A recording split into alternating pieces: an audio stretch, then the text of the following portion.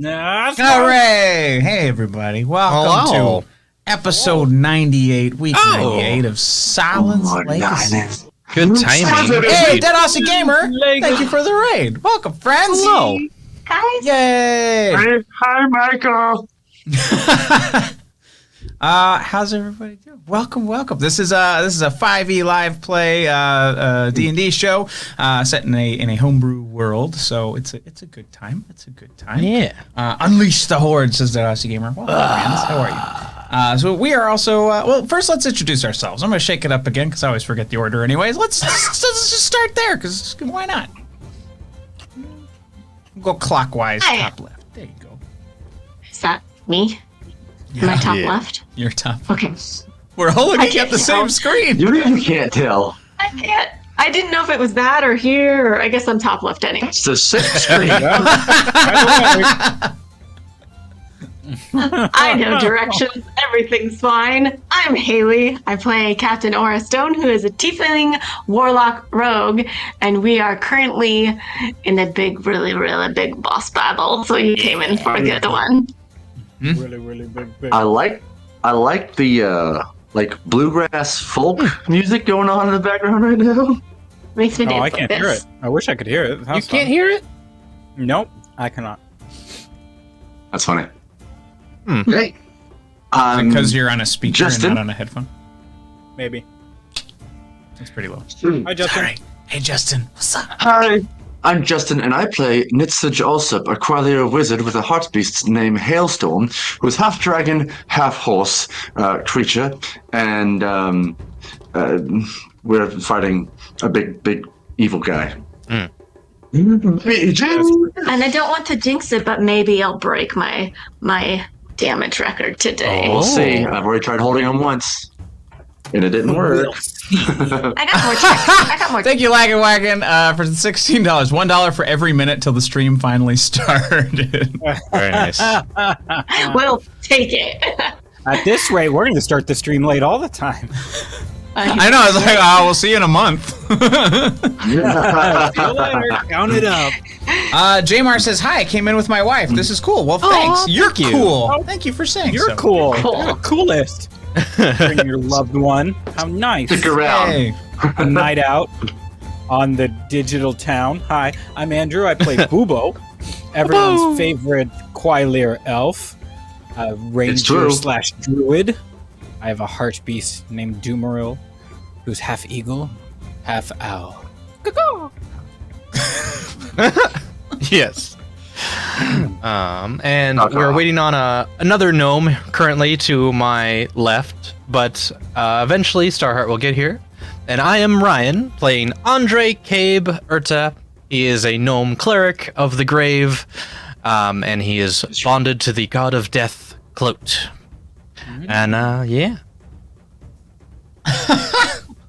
Thank you, Dead Aussie Gamer, the boss's supervisor. And eager to conduct the yearly performance evaluation. Oh boy! Oh no! Put him at the end of the order. Elric's supervisor be. We are currently, we'll let her be him. Yeah, but Mini. it's like a mousy supervisor, you know, where it's like Calrec is the muscle, and then it's like Bob. Everything is like a clock. Yes, sir. Thanks. Nice. Hooray! This is You. me. Oh, hi, I'm Danny. I'm the DM. Jamar says, "Is this like D&D?" It is D&D.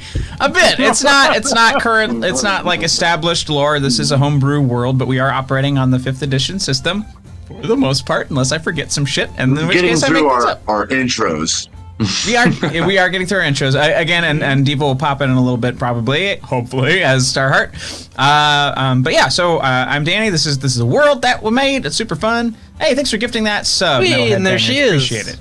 No! Speak of the lady. Speak of the devil, and she shall appear. Oh, wait, nope. Thank you for the No, you're sub. good. You're good. Thank you for the no, sub. hang on. Things are wrong. Cool. Things are wrong. So we can talk about some other stuff while we're waiting for Diva to get that all set up. So you can interact with our story. So you're able to help our players, hinder our players. You already just saw an enemy drop So that we'll get to that in a second. The first thing you can do is Sahlen's Blessing, which is a D6 roll that our players can apply to anything. So those can be for damage, for checks, for any of that stuff. Anywhere they want to roll dice, they can use that. For $10, you can give our players rerolls, and rerolls allow our players to reroll their bad rolls in hopes of getting better ones in the future. And for $15, you can give me a DM reroll, which allow me to reroll, force players, to reroll their good rolls. So if they finally get that beautiful nat 20, I can say nah, and make them reroll it. And it looks like y'all are going a little thin with your own rerolls, and I still have one, so I'm pretty excited in the middle of this boss battle. We have some group ones, you know. Oh crap! Yeah, you do. Shit. He's about to make fun of us. Ooh, you. We also have. So for $25, you can drop a character. This can be an enemy, an ally, anything in between, whatever you want. For instance, the boss's supervisor. In this case, the boss, just to paint a picture for you, is a demigod. He's essentially a demon of hell, but super powerful, son of death, Kelrek, and now has a supervisor who wants to prove his mettle, prove his, what was it? Thank you, King of all robots. Thank you, King of all robots. Conduct the yearly performance evaluation. So that's a character that has been dropped, so I got to work with it. I got to run with it. And for $50, you can give any of our players DM powers for 1 full minute. That allows them to take over the story for 1 minute. Anything they say goes, and I just have to deal with it. And currently, Bubo, Andrew, has one banked. And we are in the middle of a boss battle. So this has been a long campaign. Again, we're on episode 98, and this is one of the 2 big bads in this arc. And you're in it. You're doing it. You're fighting them. Kelrek is a massive demon-y thing. Oh, look at that! Oh, that might be a good time to talk about sponsors. So we'll start with that shirt, shall we? So if you use a code, it's Percept Studio, right? You use code Percept Studio at Atom's Family. That's ATOMZ_family. Get yourself some cool D&D shirts and mugs and all that cool fun stuff. Yeah, you get yourself a bit of a discount-y count, correct? Is it 10%? Yeah, 10% discount. These are some of the shirts. Obviously, Diva is modeling a retro-style badge for hers. I am styling this wizard, finding more ways to derail a campaign Then the DM thought possible. So facts, fun shirts, fucking counterspell. Yep.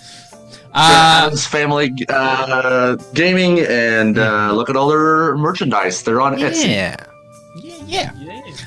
Also, we have our wonderful friends over at Norse Foundry. They make fabulous dice. They're laser etching some dice with the Felt of Friends faces on them for the pre-orders that we did a month or so ago. And those use code Perception Check? Yes. Sorry, Yes. my brain is melting. Perception Check. At checkout for 15% off of your order over there. And update for those, they should be done being all laser etched by the end of this week, and so we can start getting those out to you guys pretty soon. Hopefully end of the month we can get you guys your dice. And also, again, deliveries are a little backed up. We're still in the middle of that giant build. We're almost done, you guys, and we can catch up on all of our giveaways, and we'll get to giveaways in a little bit as well. We are also sponsored by Level Up Dice, and we just hit level 2 on Level Up Dice. So we are part of the Dicemancy program, and us helping them out. If you use our link to shop around, it helps us earn some experience on that site, and also with us collaborating with them on shows and entertainment, which we've been doing for a little bit and would love to do more. It's great because it helps us earn some stuff that we can then give away to all of you in the community. That's what that is for. And also Wormwood Gaming for all of your lovely, beautiful dice accessories, such as dice trays, dice vaults, all that stuff. Use code Perception at checkout for free shipping anywhere in the USA. And Lockerbie's got the sexy, cool coffin one. He's pretty sweet. It still smells so good. Yeah. Wood smells last pretty good there. Wood smells last pretty good. We got and Diva, you're here. Introduce yourself, and then we can get started. I'm Diva. My brain's also melting. I play Starheart. She is a what? Damn it. Anonymous just tipped $50. Character Kelrek's 2 bumbling nephews that he gave henchman jobs as a favor to his sister Kimrek and Kolrek. So that's in addition to Kellyrek, who's already been dropped. So we're gonna have Kim Rek, Cole Rek, and Kelly Rek. How big is this family? I mean, Anyway, I play Starheart, but keep dropping your donations. It's good. wow. Thank you for that, everybody. That's amazing. How many- Holy shit! And a monster drop. Yeah. I'm ready for this. No. What? We gonna die. You probably are, because I'm assuming all of these are bad guys. Oh dear. So Kelly has. So these are Kelly's cousins? Cousins. No, Kelrick's two We're bubbly fine. nephews. Okay, Yeah. as a favor to his Andrew sister. has DM powers. We're fine. Ha. Oh yeah. Oh, you do. Use them. The one time I might say, screw everything. I feel this is important for everyone in the party to know. This currently, right where my fingers are, is where my gummy bears are sitting. I have eaten this many of them. I know. We I'm also gonna need like to to say hello to our potential sponsors called Albany's Oh my god. Gummies. We just fans. Albany. Big fan. Better than Oh, crap. Gummy. I said potential. Thank you, MJ Sano, for $20. One for Nitsage and one for the captain. So that's a couple of rerolls. And also Dead Boy via bits, but the same value. I present to you all Sahlen Quilir. Quilier. What's that? Warlock Quilier. wanting to help It's just her misspelled. Oh, her Sahlen hero Quilir. Nitsage to hopefully Warlock start her wanted- own. Oh, interesting. Legacy. I get it, because her name's Sahlen, and she wants to make a legacy. Good gal. Yeah. Heart of Gold. Thank you for that, for Sahlen. Okay, Miss Sahlen. And she's super powerful Anyway. and can defeat all the bosses that just got dropped. Thank you. Doesn't say that. Ta-da! Oh, Danny, you gotta Ta-da! read between the lines. It totally says Yeah, I read that. between You all the gotta- lines. I was reading Yeah, between the critical lines that it reading said skill. that she was an enemy and she was actually going to turn on us when we Ryan, I need you to rejected. leave. Andre, See, I need you to walk out the Ryan, door. Ryan. See these lines? Yes. Derail a campaign. Derail a campaign. Derail. Choo choo, derail. Yeah. Easy Okay, nuts. so I've already marked a monster drop. So one thing we didn't talk about a second ago was that we also have tiered unlocks that occur. So at $100, first $100, we just hit it. So we're going to drop a boss level monster in the middle of this insane boss battle with a bunch of additional bad guys. And at $200, we're going to roll on the wild magic table, which we got to do, I think, at the end of last week. So you all got some Yes, we did. some good stuff, some bad stuff. Justin, Reed H says What? that your shirt should be replacing wizard with chat. I laughed. I was actually fixing to reply to that with a ha ha ha ha ha. Oh, Wait, I have a oh. question. I remember what Justin's wild magic was. I don't remember what mine was. Because he got the magic jar, too. Yeah. You I just got... remembered his. I did say write it I down. didn't write yours 'cause I wasn't down. gonna remember. Did you say write it Does down? anybody in the chat remember? No, I'm not asking facetiously. I'm wondering if I wrote it down. That's not what happened. That's not what came out of your mouth. No, like, did you say I'm write trying it to down? remember. No, I wrote down an Even if you idea. didn't, you should have wrote it down. Andre and Boobo, tell me what yours were, and maybe that'll I jog my understand memory. that. I don't know where that paper is. I didn't. That's a great question. We're all That's- awful. Yeah. I don't. Dead Boy says more or less enemies in the glorious Whore Wars. Didn't we call it something better? Wasn't it the Battle of No, the it's horror Battle of wars. the Brothels? Wars. All right. That's Yeah, also- far fewer enemies than that particular battle. Actually, we've only really gotten ridiculous maybe 2 or 3 times with like 19 some odd characters. One was that cave battle early on with the Avengers, and then the other Avengers, one yeah. was that day. So I genuinely don't know what mine was. Should we just re-roll? Yeah, neither do I, actually. I can't remember either. Oh, shit, people. I remembered yours. I remember something about being a kobold. Was that not this campaign? That was- that was Four. 2 That was wilds before. ago. That was Okay. that was a bit ago. Game. It's with Badger and Okay. All right, I'm rolling again. Who needs a new roll? My brain is so I need a melted. new roll. just those three. Goodness. Sorry. Gosh, you Just those three. Just the majority. time out. All of you should time out. Yeah. All right. I eat your The gum. dumb jock wrote his down. Come on, what's y'all's excuse? Oh. Oh, yeah, look at that. Nothing. Wait, Uh-oh. necrotic. Yeah, what if it's I'm bad now? exhausted. That's mine.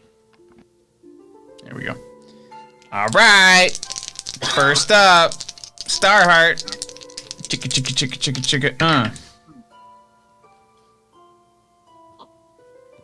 chicka. For the next minute, when you choose to speak, you speak in Abyssal. Oh. Cool. All right. What's that sound like? Or will I'll figure it out. Demons? I don't know, whatever you want it to sound like, really. Get Frank Welker on the phone. He can tell you what it sounds like. Probably something. All right. to do. Gang? For Andre. Oh crap! You regain your lowest level expended spell slot. Aw. Thank you. Upgrade. That helps, that helps, that helps. He's in his favorite terrain, you guys. Of course it happens like that.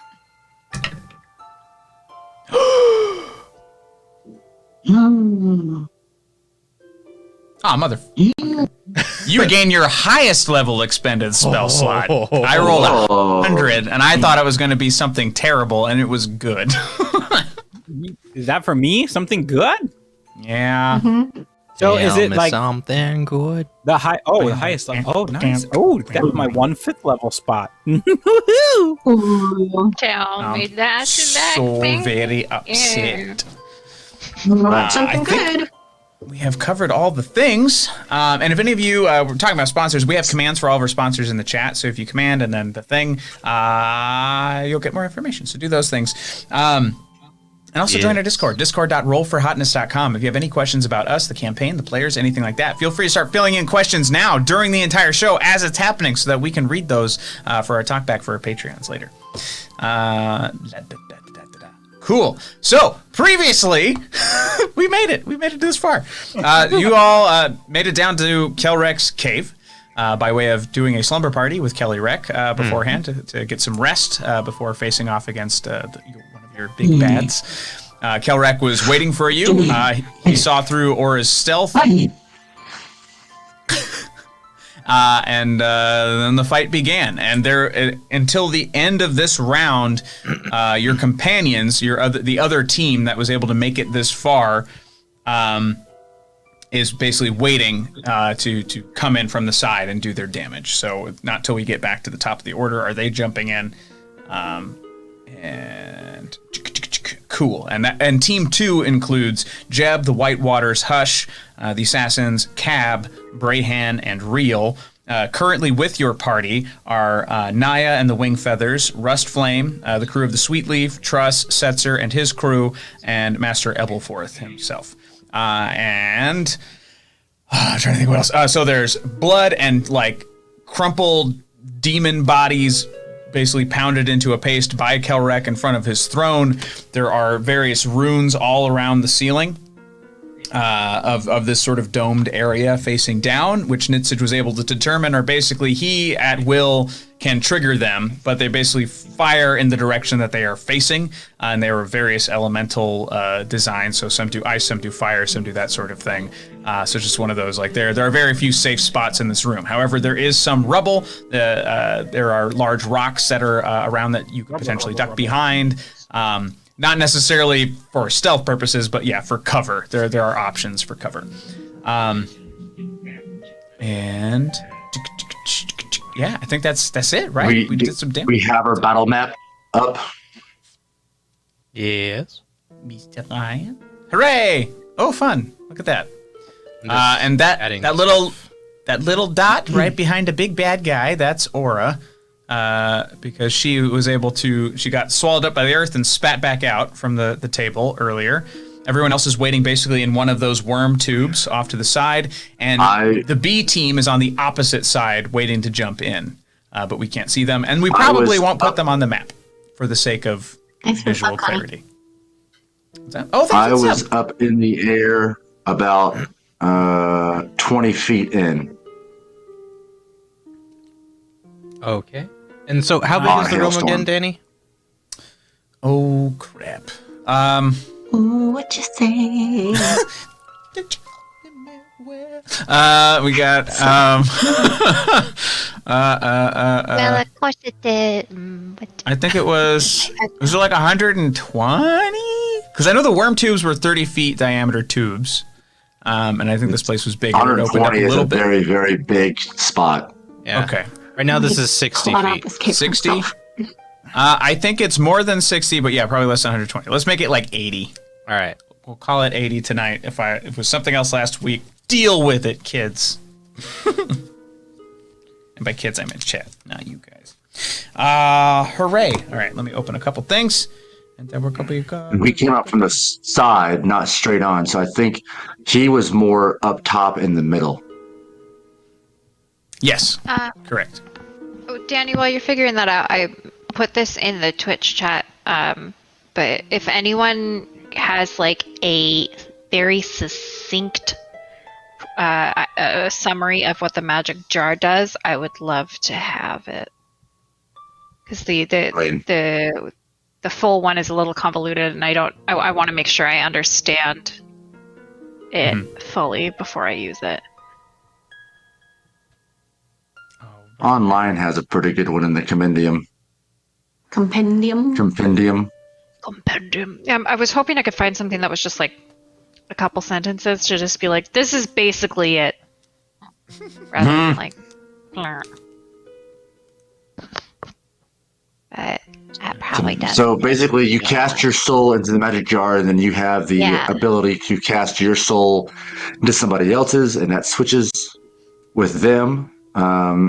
If you die in that someone's person or body, you go back to the jar. Okay, that's what I.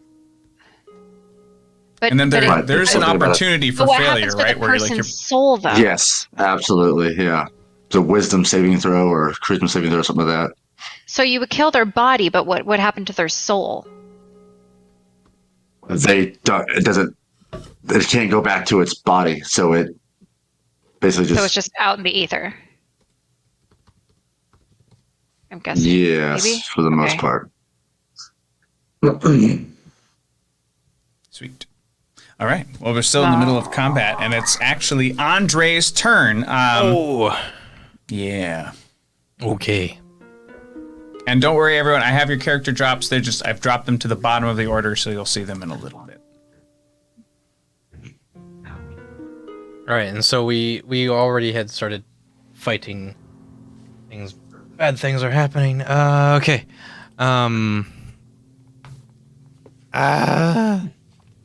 Yeah. Nitsage was 20 feet in This is just 20 feet in. on Hailstorm.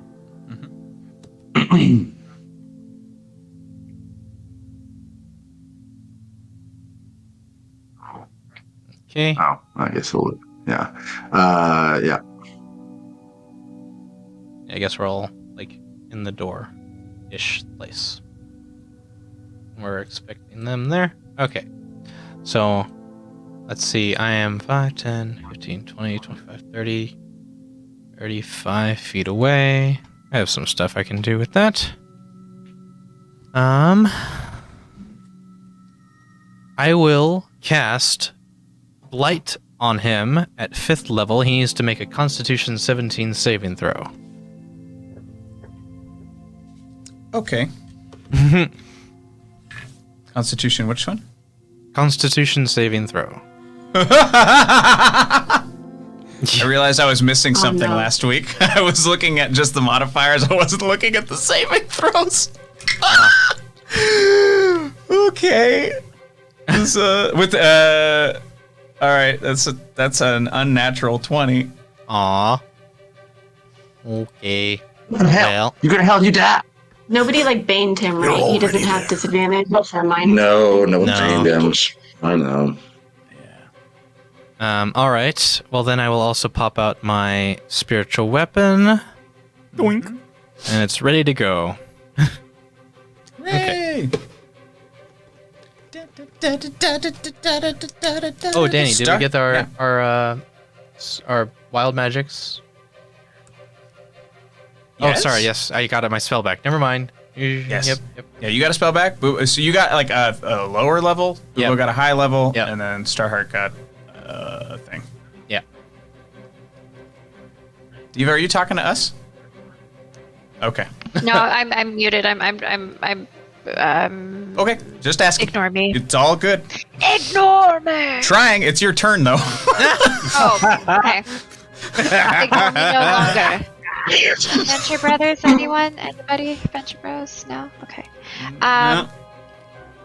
I am going to cast. Ooh, I got stuff. I am going to cast. Where are you? That's a Guardian weird of spell. Faith. All right. At it. Where are my dice? That would be helpful.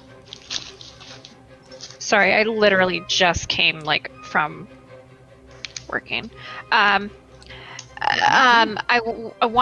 want to do that, so I'm gonna do that. I put it near him, right up on him. That's where it is, and then has to succeed a Dex saving throw, or it takes 20 damage, and then 10 on what? No, I'm just happy. He's got magical resistance and shit, so he's a. No, I then guess she's I blanket now, so- then I unsummon her. That's not how that works. You don't know that. Nope. 5. All right, so what did she say? Spirit Guardians? that's I'm talking now. that's an unnatural What? 25. So that's Cactuar Stir Fry, 41 months ago, Lovely. lol puppets. Today, compelling stories, wonderful acting, great company. Also today, where has time gone? Thanks, Cactuar Stir Fry. well, then it takes 10 damage. Okay. Stupid demon punk ass. Even and that then- was Spirit Demigod. Guardians? Huh? No, Guardian of Faith. That was Spirit Guardian? Guardian of Faith, thank you. Yeah. Faith. And then I'm going to summon my tankard. Probably drink out of it for a while. Swash, swash. All right. Mm. Bubo, you are up.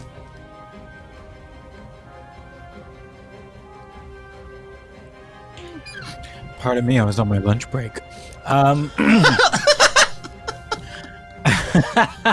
Great. He hasn't moved at all, right? Still in the same place? Correct. Like, he stood up, but yeah, he's not far from the throne. He's still basically in the same Okay, spot. because I still have Moonbeam cast on him. But it won't take effect until his next turn. So I'm going to leave that on him. I think I have... You'll have to. Oh no, sorry. He did sidestep your moonbeam. I think that's why he was slightly off to the side. Because on his last turn, he did step aside. That was last week. Oh, okay. Then Yeah. I'm gonna So, move... but you could move it back on top of him. But we'll have him. I'm gonna move it back. Yeah. I'm gonna do. I'm gonna cast Hunter's Mark though, and then move the Moonbeam back over him. Yeah. Cool. You want to do damage now or on his turn? I think we've been doing it now. I know normally it's supposed to be on his turn, but we'll just hit him wanted now. to double check. Yeah. All right, that will be a Constitution 15 saving throw. Alrighty. When this fight is over, I gotta tell you what that modifier is, because you're gonna fucking hate me. So that is that's a unnatural 21. Yeah, of course it is. Then that is half of 17 for damage. So 8. Radiant damage.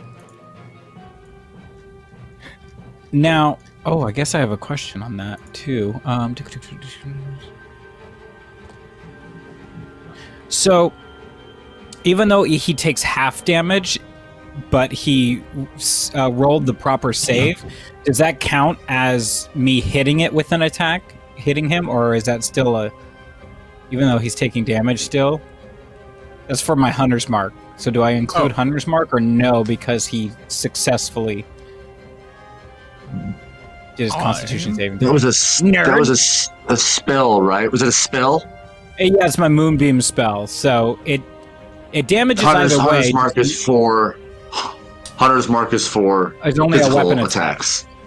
Copy that. Yeah. Yeah, just read that. That makes sense. Great. Question answered. I'm good. All done. Hooray. All right. So Hush's group, they're holding because they said they would. So they're going to wait until the next round. Sweetleaf crew and Setzer's crew, however, are with you all. So they're going to... This is the moment. So they spill out, swords drawn, blunderbusses drawn, and they're just going to fucking assault. They try to find some cover. So again, there's various stones and kind of like broken columns and false stalagmites and stuff in front of them, and they're going to try and do that. So first I'm going to roll for the Sweetleaf crew as a group. Nice. Okay. Wait for everybody. So they rush forward. They do sidestep the moonbeam. He's big enough that they can get a chunk of him that's not necessarily in the moonbeam. So they're gonna kind of hack at him from the side there, and they get some hits in. So that is good for you. Next up, you have Setzer's crew, and they start firing off their blunderbusses. They also hit. Bank. Also, they hit. Okay. So that works for that. I am going to have Rust Flame because he is a Minotaur. I'm going to have him try to make his gore attack because he's all charged up for the fight now as well. And no dice. He does not succeed. He charges forward, but he can't get through the mass of the two ship crews kind of in the way. And now... you see her.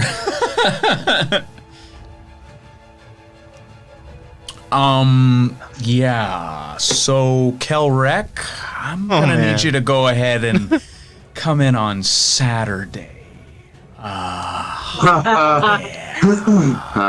And you, in the middle of this onslaught, and again, thank you, chat, you see just a dude and a tie and a button down, which is not, clothes local to your particular realm, but it might be normal down here. You don't know. He's got a World's Best Boss mug, and he just looks fucking miserable. And he's like, so, Kelrek, if you could get me those TPS reports, that'd be great. Thanks. And you see Kelrek like, what? I'm in the middle of something! It really is hell here. Alright. Alright, so that's the boss's supervisor.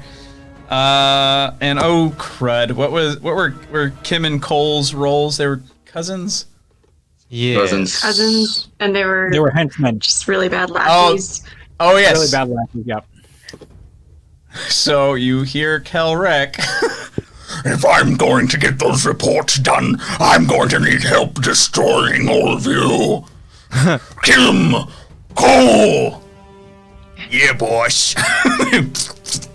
They come out in like little hooves. They sort of look like Kelrek, but they look like they were maybe malformed or maybe whatever's in their demonic blood, like whatever watered them down a step from demigod is just like, it's a little oozy. It's closer to like the Alhoun status of like the blubbery bits. So it's like from the waist down is sort of like slug-like, but from the waist up, they're very Kelrek-y, like long arms, lots of teeth, horns, the whole shebang. Very Kelrek-y. Very Kelrek-y. My favorite.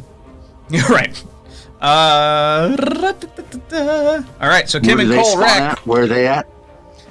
They're gonna come out from behind him, so basically next to you, Aura. But they're going to move forward and try to start cutting through the group that are slashing at him right now.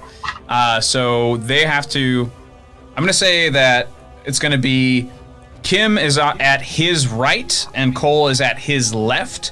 So Kim is going to have to make a saving throw against the moonbeam. And what was that again? That's wisdom? Or Constitution. Constitution. Trying to be 15. Thank you. That was a natural 20. That was wasted. But yeah. Damn it. But that's half damage? Yep. Which are we taking a new set of damage or new set damage? For her? Yeah, it's then half of 31, please. Oh shit! All right. I know that was a good roll. It's really good. Nice job, Boo.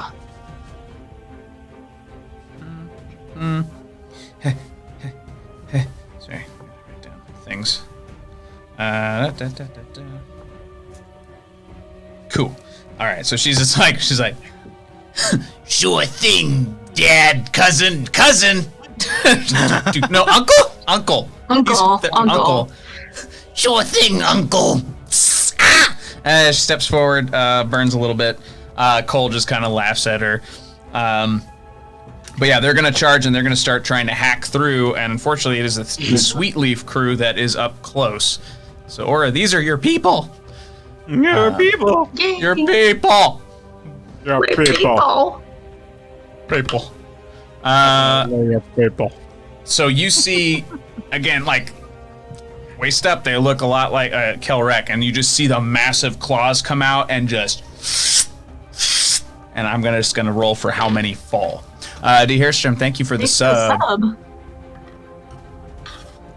You get so that is 5 crew members are rended into pieces. They're too close. They're the ones you don't know too well. Maybe they were newer hires, not as emotional. Rustflame manages to dodge, but your ranks are thinning and quickly. So Kim and Kolrek have gone, and now I forgot was Sahlen was a Quailier. Sorry. So Sahlen has you hear the beating of wings, and you see a griffin, but this griffin has been like shaved and sort of like pompadoured, and all of the fur and feathers and stuff have been shaped to resemble a half horse, half dragon like hybrid. And has been like painted or otherwise visually changed, and looks remarkably like Hailstorm. And you see she's got a pair of glasses with no lenses in them, and she steps forward and she's just like, "Oh, I am Nitsuch. I'm Sahlen. I'm your biggest fan, and I'm here to kick ass." And you realize, like, she might be a fan of you, but she's not exactly a wizard. She just, like, pulls out a big sword, and you can see just written on the blade, it says wand, and she just starts fucking hacking at Kim and Cole. All right. First of all, Nitsuch has glasses with lenses in them. Right, but she doesn't, because she's cosplaying as Nitsuch. Oh, so she doesn't need glasses. She just wants to be you. Okay. Yeah. Doesn't want that wasn't a shot. Fine. Shot it at someone who just pretends to wear glasses. Okay, so she actually does really well against Cole. She got a nat 20 for Cole, so she slices into him with her magic wand, and yeah, snicker snack. I feel like she looks like, in Wayne's World 2, where Garth meets like the exact same female Garth. It's very much that vibe, for sure. Like, you're like, this isn't terrible. It's just weird. You like red vines too. Cool. Yeah. Cool. And now it's time for the monster drop. Because that wasn't son of a biscuit. That wasn't. I've been practicing for a long. What? I was gonna say, is it a helpful monster? Not. Well, for me, absolutely. Years. It is the most helpful. So fucking helpful. Oh, yeah. Well, I tried. Oops. All right. I've been practicing down here waiting for a fight like this. Time for you to meet some of my dummies. And he just sticks out a hand quickly, and from that puddle of blood and muck and everything that is in front of him, like the bones begin to snap together. Flesh, bullshit. Flesh begins to flesh and sinew begins to just go between the bowls and pull them together. It's a monster That's a drop. spell. You cannot touch this shit. Da da da da da. Well, you better figure out another monster drop. That's a counter spell. It's warm in here. There's puddles of blood everywhere. Counter spell, bitch. But yeah, so eventually, Fine. yeah, just and before you is a, yep, that exactly. Red, winged, leathery, bad news, and gets to attack right off the bat, and also at the front. So those are all friendlies up there next to him, right? So this is his henchman, this is his henchman, this is the Guardian. Right. And this is Aura back here. Okay. So then he is going to go again towards the crew of the Sweet Leaf, unfortunately, because they're there. They're basically populating that whole area. And what do we get? What do we get? Shit, and shit. Well, shit for you guys, really. Okay. You see, you get, so you, crap, Talbot is down here with you, right? No, he's back on the ship. He's back on the ship. So your only really ranking member is Rust Flame. Yeah, okay. And he's got the ice blade. Mm-hmm. He's got the porthole strapped to his back, and he's wielding the ice blade. Sweet. So Rust Flame gets hit, and he is gonna take. No, he already took it. But yeah, so he gets sliced by a tail. The claws didn't hit him, but the tail got him pretty good, and now he's got to make a saving throw. Oh fuck. He is badly wounded. The tail manages to just rip him from the bottom of his rib cage straight down to his hip, and things are not remaining where they're supposed to be. And the edges of the wound are sort of smoking and boiling, and it looks like his flesh is going to continue to crawl away from this opening and continue to push it further. Rust Flame does not look good. He's not down, but this wound is probably going to continue to fuck him up. I'm going to mark that. And 2 more of your crew are dead because they did not dodge the claws. And this is attacking the monster that got dropped? Yeah, the monster that got dropped, that's the one that's attacking right now. Oh, okay. Yeah. He's attacking, like, the front lines. Gotcha. And we are back up to the top of the order, so now, when it is time for Hush and his crew to come in, they're going to do some shit. So, Aura, you're up. You are currently behind Kelrick. Yeah, did I see Rust Flame get super messed up just now? Yeah, it's possible. For sure. All right, I'm gonna poke my head around and yell at Rust Flame and say, I command you, you are not allowed to die. And then I'm going to bonus action cast Hexblade's Curse on Kelrick, and I'm gonna do some more swinging at him. Now, I know the Guardian of Faith is in front of him, and my crew is kind of also in front of him. Am I flanking at this point? You are. All right, so 3 attacks. First one is a 25 to hit. Yes. Okay. Second one is also a 25 to hit. Third one is a 23 to hit. Yeah, but re-roll it. Aww. No. Here comes that D20. Here comes that natural 20. Ready? It's okay. It's still a 25 to hit. Great. Okay. Man. That 1 goes to 0, boy.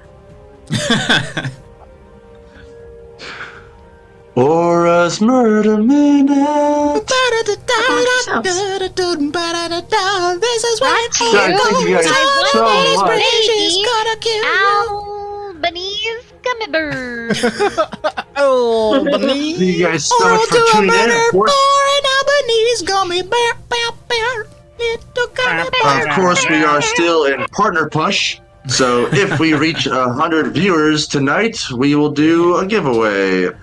Also, Correct. make sure you go on Discord or Twitch and look at all the cool sponsors we have and all the cool advantages you can get from our sponsors, all the discounts and cool merchandise that they offer.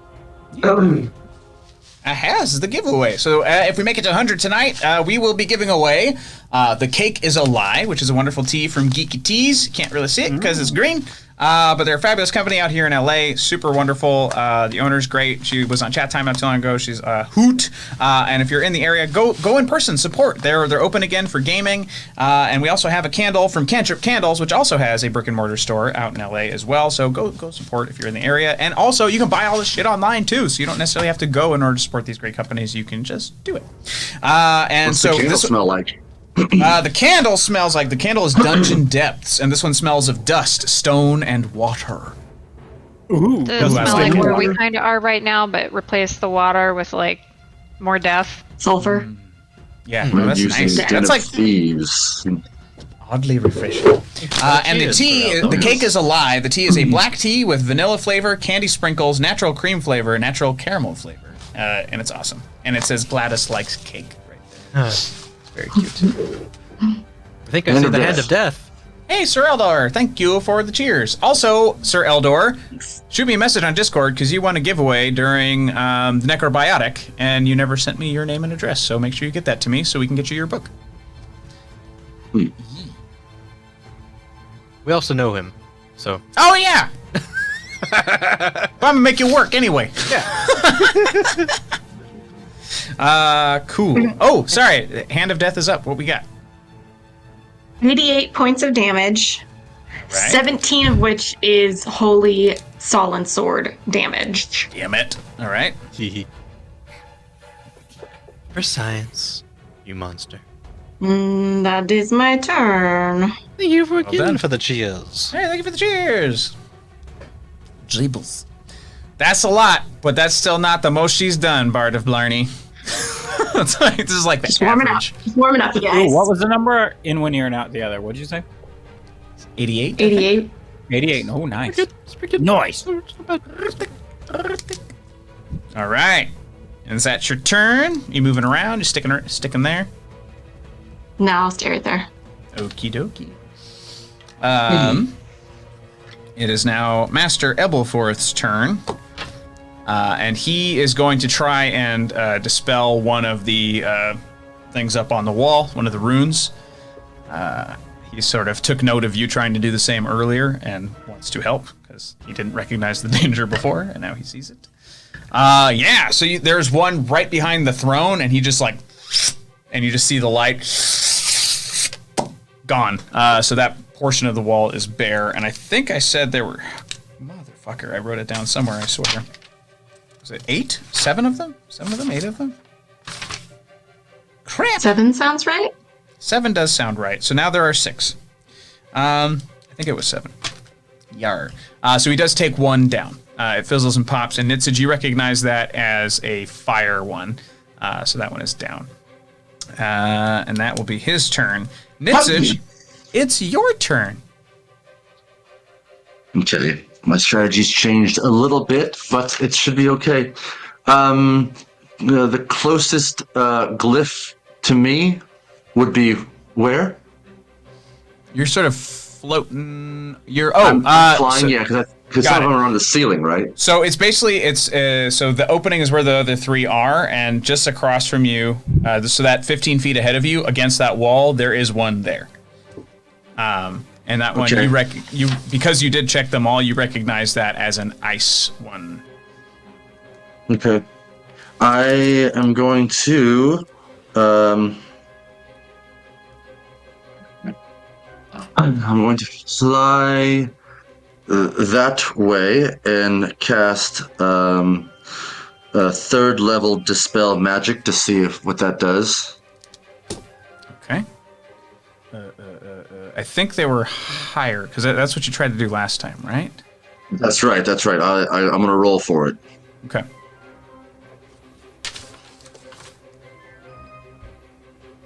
Bad. 21. You could bless it too. The 21 does it. beat its DC. Okay, great. Sure do. So another. So Gone. If it's possible, I have 60 feet of flying speed with Hailstorm. Where, if you can you tell us where all the boulders and rocks are within the space? Can you give us some big ones that we can look at to hide behind? Sure. Oh man, I wish at this moment I had control. But let me draw. There's one there. Okay. Black hole. Actually, yeah. So there's one down a little bit. Cool. Kappa paste, and then we'll do another one. Kind of bottom lefty, kind of near that opening where everyone else is. There's another big one just above that, about 40 feet. Or wait, sorry, 5, 10, 15, 20, 25, 30 feet. And a little bit to the left, a little bit up, basically inside that next box. To the left. There you go. And there should be, those are probably the biggest ones. There are ones maybe half that size, kind of scattered throughout that whole little area. Nice. Yep. I would actually, the throne area is pretty clear, so it would be below him. Plantation. All right, and I would put one between the two big ones on the left, and then that's kind of it. Of ones that would be particularly useful to you. And Rust Flame is, you know what? I'm going to, where is, do I see Rust Flame? After dispelling the magic, I'm going to look around and to see where I saw Rust Flame kind of get hit at. Yeah, Rust Flame is below and to the right of the spiritual guardian. Or not guardian, okay. Sorry. I'm going guardian to. Of faith, my bad. And then there's bones throughout, like big bones, little bones throughout the thing. Yeah, lots of just meat puddles everywhere. And most of these rocks are also dashed with blood and all that stuff as well. Okay, I'm going to fly down to that little space, to that little one, right, basically where I'm at, and have Hailstorm and I just kind of stay there for a second, and I'm going to hop off of him. Okay. Right behind that one, yeah. So just a little bit of cover. Nice. For me, and then that'll be my turn. Okay. It's now the Wing Feather's turn. They knock they knock arrows, and they're gonna fire again.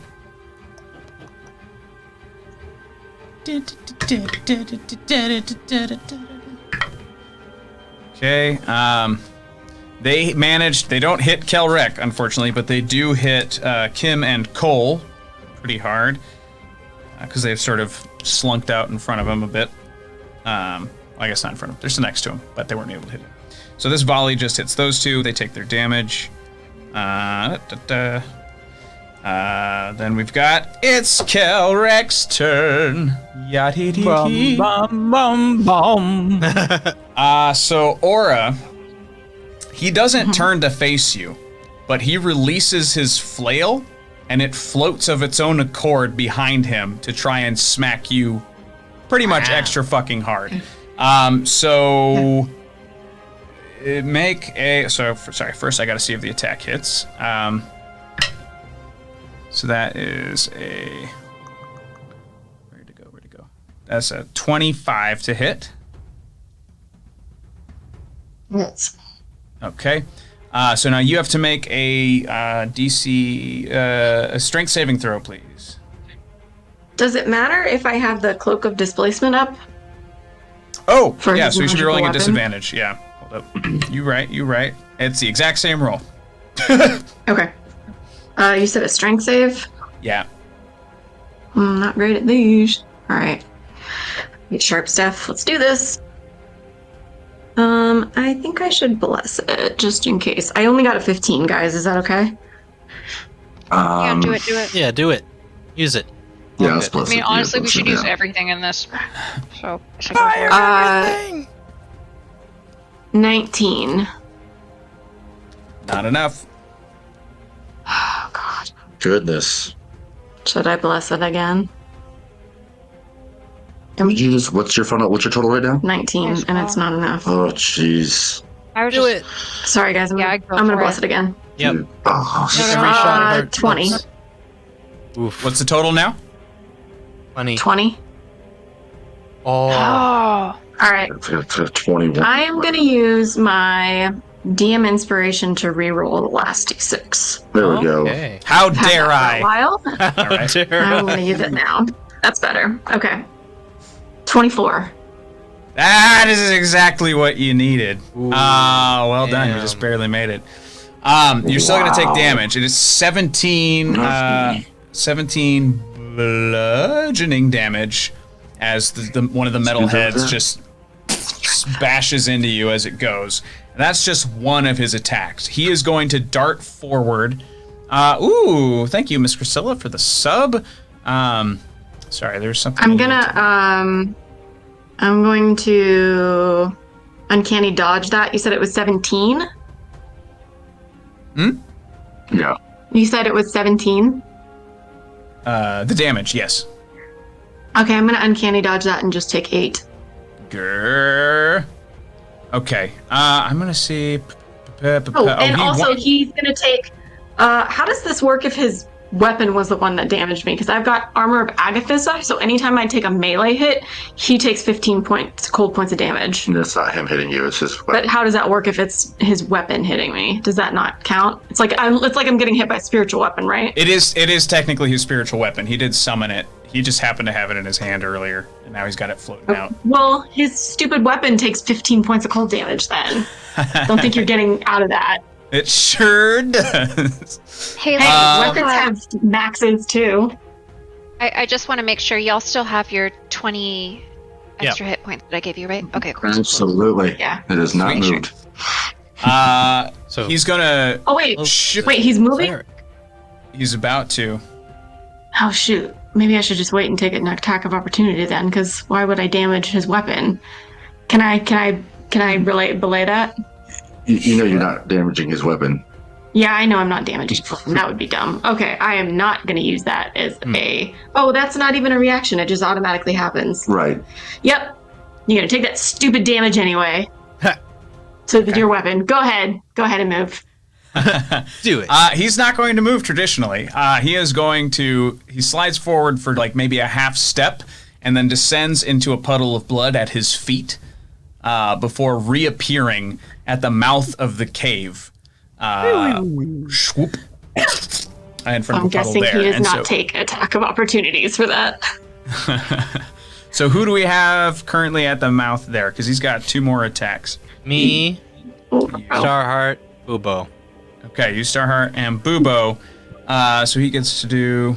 Counterspell. I did not move. I did not move. Always yell at them to not stand in a line. Always. Back to the fight before. Yeah, so he is going to. Hello. And he's going to first attack green, I believe, is Bubo. Okay. Yeah. Okay, so this is going to be, and again, the flail follows him through the blood and follows him out. This is, might not hit, actually. 19 to hit? It does. Oh, snap. That is 10 bludgeoning damage. It's a flail, and then he's also going to hit, is that Starheart in the middle? Yes. Alrighty. That is, oh dear. That is a 28 to hit. It hits. Yep. And that's going to be, That's 16 bludgeoning damage as the flail comes down on you. Yeah. Because I don't get my opportunity attack because, again, he's not attached to the flail. Is that what we're saying? Because I have a melee thing if you hit my armor with a melee attack. So does it not happen to him? I would say he probably only took it out of his palm for that aura attack. He probably picked it back up again to hit you too. So he wants you to feel that strength as he swings it instead of letting it do it on its own. So this time. So it causes him 1d6 shock damage and pushes back with an attack of opportunity. Oh, all right. So let's do that damage. That's 3 shock damage. It's like one of it's a Joker's buzzer. And then for attack of opportunity, can I just move Moonbeam on top of him? You can only move 30 feet, I think. Yeah, I don't think it'll make it. And I think generally it's unless you can move it diagonally. I mean, I would allow diagonal movement if it hits it. You would make it 30 feet diagonally. All right, so I'll allow it. I'll unlock it. Does it go across anything, or does it stop and then reappear? Well, I think that is the spirit guardian in the middle, right? So it wouldn't matter if it hits that thing. Moonbeam, you just choose a new spot, from my recollection. I think I used to use that a lot. It's just kind of like, bam, it goes there. So it's not like I was thinking like the laser beam. You know, like what's it called? The eye from Gears of War. Oh yeah. Like the Akira satellite. Yeah. That's what I always. Feet, so I mean, it can move around town too. Sure. Oh, okay, nice. Move around town. Sorry, Danny, where am I up on the rocket docket? Up on the what? Rocket docket. Initiative order. Oh, you are going to be right after Andre, who is next, because that was Kelrick's turn. Okay. Once I'm done, I'm going to use the BF. Okay.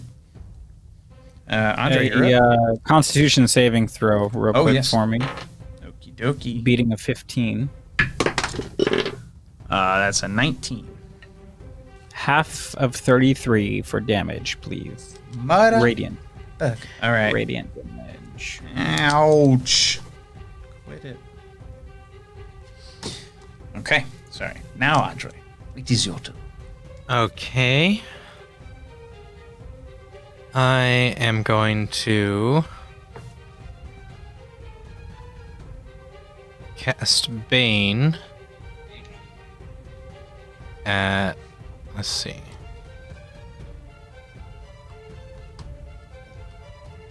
He needs to make a Charisma save 17 saving throw.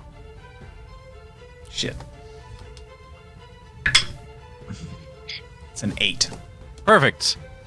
So, every time he makes an attack roll or a saving throw before the spell ends, the target must roll a d4 and subtract that number rolled from the roll. That's dumb. Sorry, how long does that last? 1 minute, 10 rounds. Boo! Boo! So I need to concentrate on that, otherwise it's gonna suck for us. Alright, and then I will also hit him with my spiritual weapon. Yeah. Okay. Ooh, that's pretty good. Oh, 26 to hit. That'll hit. Okay. That'll be 12 points of radiant damage. Alrighty. And then I will... I will run. Back up the tunnel? Or further into the room? I think further into the room. I'm going to go... 5, 10, 15, 20, 25. That's as far as I can run. Okay. He has some legendary actions that he can use. I'm glad I left. Well, one of them doesn't help that much. He's going to use charge. That's why he couldn't do legendary actions after his turn. It's after Andre's turn now. Oh, just kidding. Yeah. So he's good. So they call he has. Sorry. So Andre, he's right on your tail. He's right So behind you. he charges after me. No. Yeah. So, but he doesn't. He just comes up to me, but doesn't hit me. Correct. Okay. Yep. So do Andre, do Bubo, and Starheart get attacks of opportunity? No, just Bubo and Starheart. That's what I meant to say. Yes, they do. Oh. Excellent. I will move the moonbeam on top of him. I will chase you with my beam of moon. Can you do that as a I think reaction? it's a bonus action. I don't think it's a reaction. You'd have to hit him with a melee. Sorry. Fine. You guys and your stupid Sorry. rules. Sorry, I Melee played a is, druid for a long time. Love the melee is moonbeam. opportunity of attack? Or which one's opportunity? Yeah. Which one Yeah. is a melee? Okay, so we can both do or that. if you I'll do that have on the my feat next turn. with spellcaster, you can do it with spells. But Like if you were like a warcaster, I think it is. exactly, yeah, I have that. Oh yeah, I'm not a war Esther. anything. Well, I will blast him with my Solite sword attached to my staff. All right. Would you? I have to still roll though, like normal, right? Mm-hmm. Or does it automatically hit? No, you still have to roll. I just get a chance, right? Yeah. Okay, here it is. Let's. Oh, what have we got? Oh, I can't see that.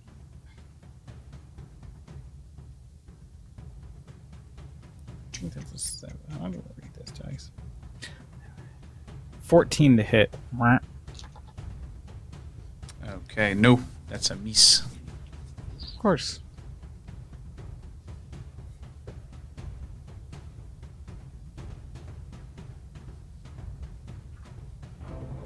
And then, Starheart, did you take yours?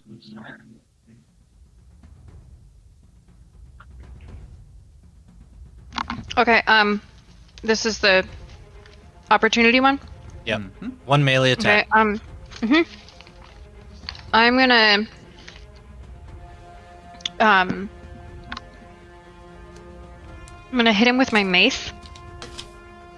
Does a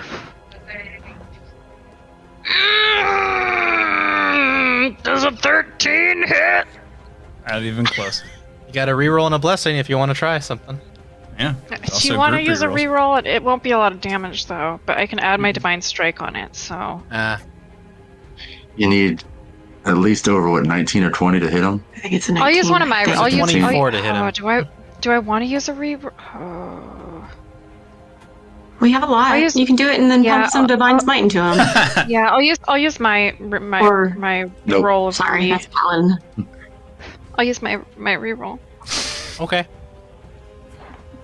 Does it? Every hit counts at this point. Hey Danny, what about a 10? No, definitely not. I know we're going backwards, but I just Yeah. thought maybe. Okay, You never, well, you never know. But yeah, so Andre, giant demigod, right behind you. Super fun. art. Starheart, it is now your turn. Well, I'm sad now. Do I roll with disadvantage? 'cause I'm sad now. Roll with sadness. Yes, please do that. That sounds good. No, I'll just say I'm anger. I'm an anger heart. You're not helping Sorry. yourself out.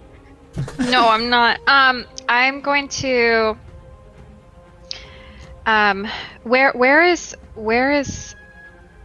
Yes. Russ is here. Okay, so I'm not close enough to cure wounds him. No. I am going to use an action to. Oh, well, it's just me and Boobo together. We're fine. That's not quite a line. That's just a foot race. I'm going to use my spiritual weapon because I already have it out. Using a different dice this time. Okay. Does a 21 hit? Yes. Okay. This isn't gonna do a lot of damage, but whatever. It's better than nothing. Spiritual sippy cup. 4 damage. Or bludgeoning. Sippy Okay. cup damage. Yep. Wasted a spell slot on that. And then I'm gonna use cast guiding bolt.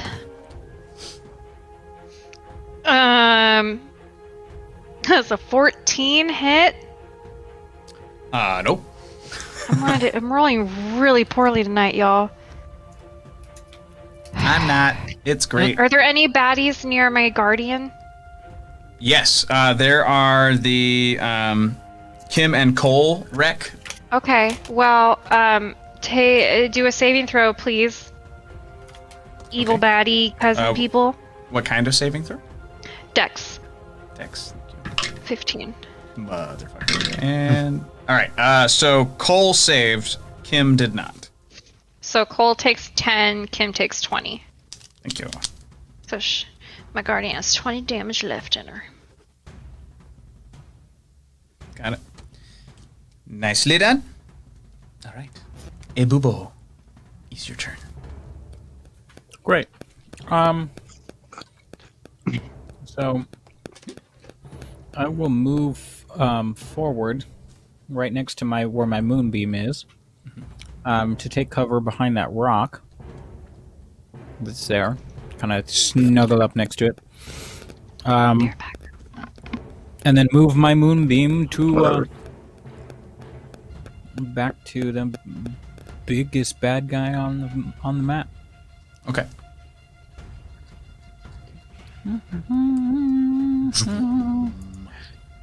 It's another saving throw, or immediately takes the damage? Please. Constitution 15. That is an 18. Half of 24 radiant damage, please. Sure thing. 12. Is anybody's phone near their microphone? I'm hearing it's like probably transmission mine. stuff. Yeah. It might be me, sorry. That's okay. Sorry, it was how much? 12 radiant damage, please. 12 radiant. You got it. You can still hear it. Yeah. It can't be It's not yours. It's not yours. I'm gonna put mine in airplane just in case. But I think it should be fine. Cool. I'm not here anymore. All right.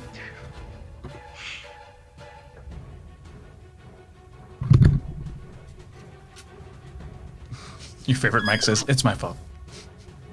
Silence your phone, Mike. Jeez. Cool. You got more, right? Because you just moved the thing. That was a bonus action. No. Oh, that was it. I do Okay. not. That is Okay. it. You suddenly hear attack from the other corridor as Hush and his crew finally, boom, rush through. So that's Jeb, the Whitewaters, Hush, his fellow assassins, Cab, the Cyclopean giant, Brahan, and Reel all just spill out of that tunnel there on the left. You can still kind of keep them in that 3. I'm going to keep them probably in formation for the sake of my brain, unless I get clever. And yeah, so I'm going to say that Hush and the assassins are going to do their thing first, because they're just going to, and they're going to pop up right behind. Sorry, I lied. They're going to separate themselves. Everyone else is going to stay together. But they're gonna pop up right next to Kelrek, and they're just going to do their shit, and they're going to go nuts. So I will roll for them. Where did I put the assassins? Okay, so Hush, Wesk, Staller, and Bethel. I'm going to roll for Hush first, and I'm roll for the other 3 as a group. Hush hits, and you just see, like, for a quick moment, he doesn't even draw his weapon. Eel is just, like, whipping around him, trying to create, like, a distraction. He just looks at his hand. His hand sort of turns to this, like, pointed onyx form, and he just starts, like, stabbing Kelrek in the back. And he gets... does okay. 3. All right, and now for Wesk, Staller, and Bethel, we'll see how they do. They didn't go in the box. Go in the box. Not so great. Not so great. So Wesk, Staller, and Bethel aren't able to go. Like, he's too big, and they're not ready for it as they approach. They just, like, Staller's trying to get a grip around a leg, and he just can't do it because the leg is too big around. Bethel throws some weapons, but the stalagmites are in the way. Like, they just haven't gotten the lay of the land yet. And Wesk has drawn her blades, but hasn't moved forward yet. Or sorry, drawn his blades. And, or no, her blades. Yeah. Now on to, oh gosh, there's so many of them. Okay, so Jeb is just gonna be like, all right, guys, it's been a minute. I'm really excited to fuck shit up. This guy, and he goes for the supervisor. He's like, I just really don't like this guy for no reason in particular. I've never liked authority, and this guy just reeks of it. And he pulls out a sword and just goes to town. Hooray, he hits. So the supervisor is not dead, but he's taken some damage. And so that's Jeb. We got the White Waters. They start to spread out. They each sort of, if this room had corners, but it doesn't. So basically one is going to be bottom left at the big stone. One's going to be top left at the other stone. And they're filling in those corners, basically. So the remaining ones do that. We don't necessarily have to put them there. I'll remember where they are. Unless you want to. Because there are only 4 of them remain. So there's Varathia, Nessa, Elise, and Tagwas. And they're basically populating. And they start sort of just chanting quietly to themselves. And they've sort of, similar to the assassins, they've sort of popped themselves in where they needed to be. But they seem to be holding or preparing or doing something else. Their eyes are closed and they are focused. As for... Who else is there? Where else is that? We got... So assassins went. Cab is going to go. So Cab just kind of... He comes in the tunnel. He's getting a lay of the land. He wouldn't make it to anybody, but he's going to go to where he sees the most enemies. So he's heading up towards that main mass of people where the enforcers are. Remember that time I totally lied about keeping them together? Sorry about that. And Brayhan, he's too attracted to power. He's going to go straight to Kelrek. And Mistress Real, she doesn't come out of the tunnel. She's still in the opening with her big eyes. Just like, she's like, her eyes are darting around. She seems to be sort of like, just like invisible abacus in front of her face, just kind of piecing together the situation, just trying to understand the best course of action. So she's calculating for the moment. That is Hush Group's turn. And it is now the crew of the Sweet Leaf and Setzer. So again, I'll roll for each of those groups individually. Oh dear. And oh dear. So both groups are not able to get their shit together fast enough. Kelrek disappearing through a pool of blood was enough to, just freak them out, and they're not in the right position to turn and move their attack onto Kim and Kolrek. They're essentially useless this round, unfortunately. However, you see poor little, actually not little, but poor Rust Flame. He's looking down at himself, and the wound continues to grow. The skin continues to basically peel itself back, and he is going to take, oh gosh, like 15 damage. Ooh. Yeah, as the wound continues to go, it's this infernal wound. Is just like the skin is just disappearing, exposing his organs. It's not like it's going in deeper. It's just it's going to open him up completely. Essentially, he keeps failing some throws. And you see the supervisor, who's just been hacked at by Jeb. Yeah, and he tries to bash him over the head with his mug, and he's going to do. He misses. This guy's not very athletic. He doesn't quite make it happen.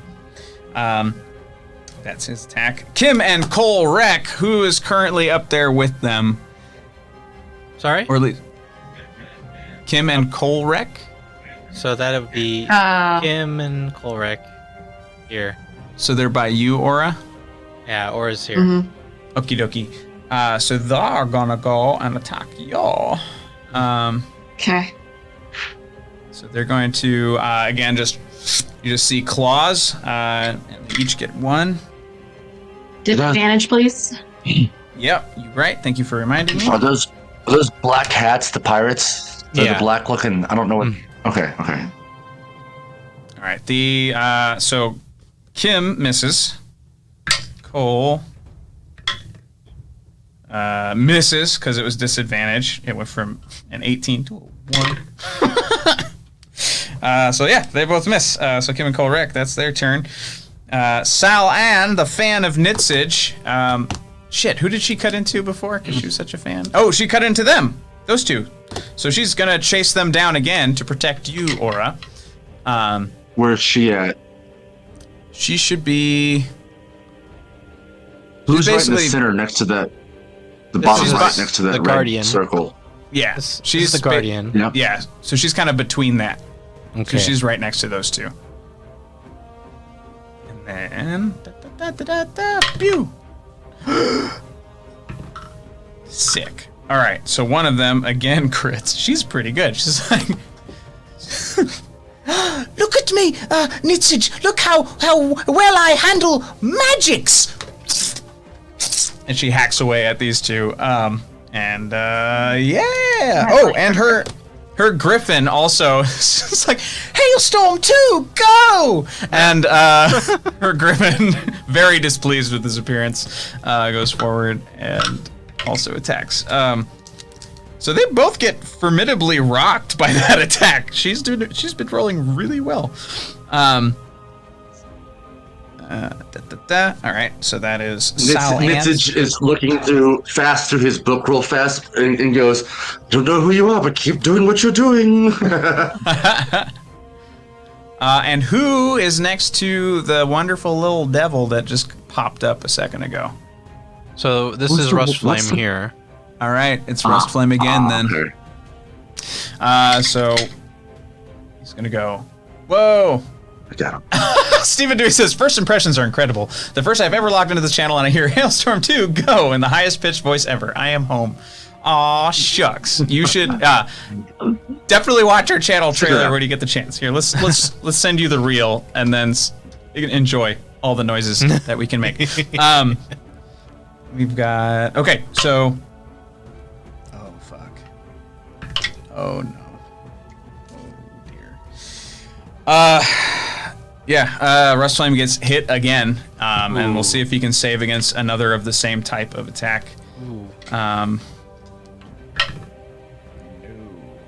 So another wound opens, same basic cut, just on the other side, rib cage to here, and he is really, really not looking good. He just hasn't been able to get a good hit in, and he's too hurt, and he's too in the middle of it to really get away at this point. Rustflame is... yeah, he's not doing well. But now we are back to the top of the order. And Cat Mora, it's you. All right. Let's see. Idiot to my left, idiot to my right. Here I am. I move. Hot Nitsage, female forming right in front of you. Okay. Bonus action, disengage, and I'm gonna run around toward El Demon that's fighting Rustflame. And actually, I want to flank, but I kind of want to get in between them. No, it's fine. I'll flank. Okay. And I'm gonna hit him thrice. Okay. Oh shit.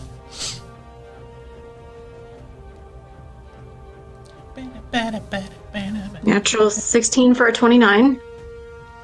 Yeah. That will hit. Second attack. Same thing, 16 for a 29. Third attack, for 26 to hit. Yeah. 3 attacks. I have no way to fuck with this. Airborne the Grouch. Thank you. And you will like it. Thank you very much. you will do nothing, and you'll like you, it. sir. May I have another? Hey, your favorite Mike. Thanks for gifting that sub to Stephen Dewey. Well done. Thank you. Hey. Hey. This is Aura's Murder Minute. Welcome. Again, remind you guys that if we hit 100 viewers, we got some giveaways, so be sure to tell your friends. In fact, I'm going to go post this right now on Facebook. Yeah. We shall be giving away the Cake is a Lie tea from Geeky Teas, as well as the Dungeon Depths from Cantrip Candles. The Dungeon Depths smells of dust, stone, and water, and all of Cantrip Candles apply themselves so wonderfully to Dungeons & Dragons or any sort of immersive experience. They're all fantastic, they all smell good, and they all smell what they say they smell like, which I love. And also, Geeky Teas makes wonderful, wonderful teas. And you can also go play board games there if you're in the area. And this is the Cake is a Lie, black tea, natural vanilla flavor, candy sprinkles, natural cream flavor, natural caramel flavor. And very excited. How's the mail going? Asks Reed. Once this dragon is done, we will spend a day and do catch up on giveaways. We have them all. They're still going out. We're just a little behind. Murder Minute. Thank you. 76 points of damage. Hit the big parade. 18 of that is Saw Light Sword damage. Okay. Nice. Yeah, that Saw Light Sword cuts into this dude like butter. He's not dead, but that rocked him. And same with you, Boo Boo. Every time you've hit Kelrek with something physical, or did you hit it? You hit him last time, yeah. So you also noticed that the Saw Light Sword combo thing does some pretty hefty damage to Kelrek. But this demon also takes some damage. Anywho. And I'm gonna, I don't have anything for this, but I'm just gonna literally try to goad him by saying, turn around and face your fate. To try and get him to turn away from Rustflame. Let me see how that goes. Or actually, let's do, what would that be? Persuasion? Okay.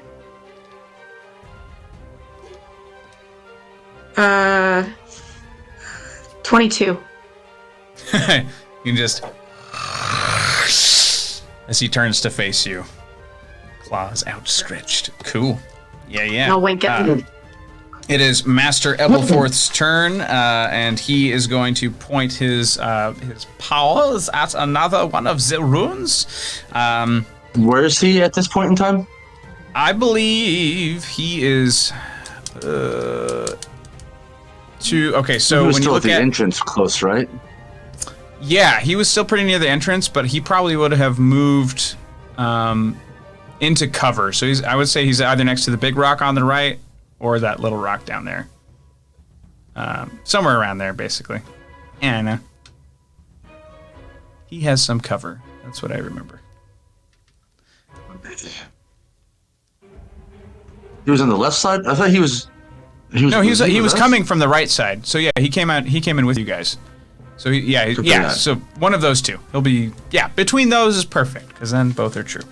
And he is going to attempt to take care of the rune that is sort of below him, which is kind of like on the wall above where Starheart is.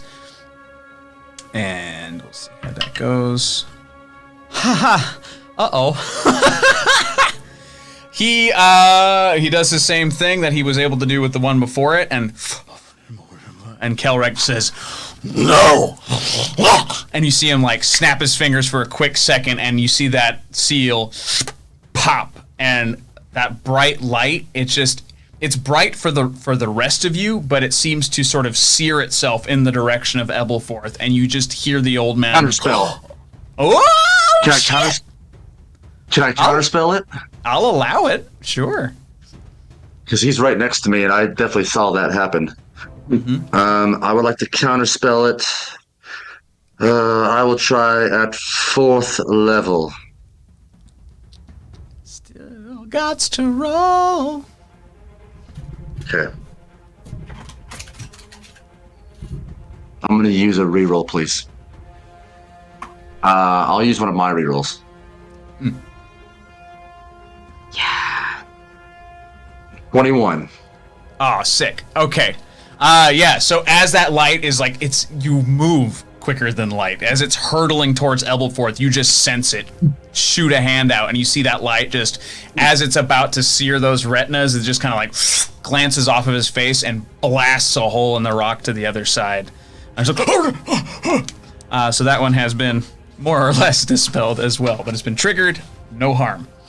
Well, your teaching, Master. Thank you.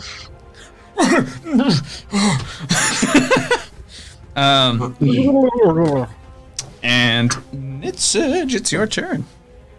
Now I need your help. And I will I will hop on no, you know what? We can both run. No. I'm going to hop on Hailstorm. Okay. Sorry, no.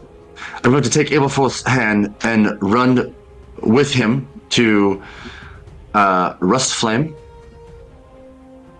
Okay. Hailstorm will be following just above me. And I would like to, as an action or whatever, I would like to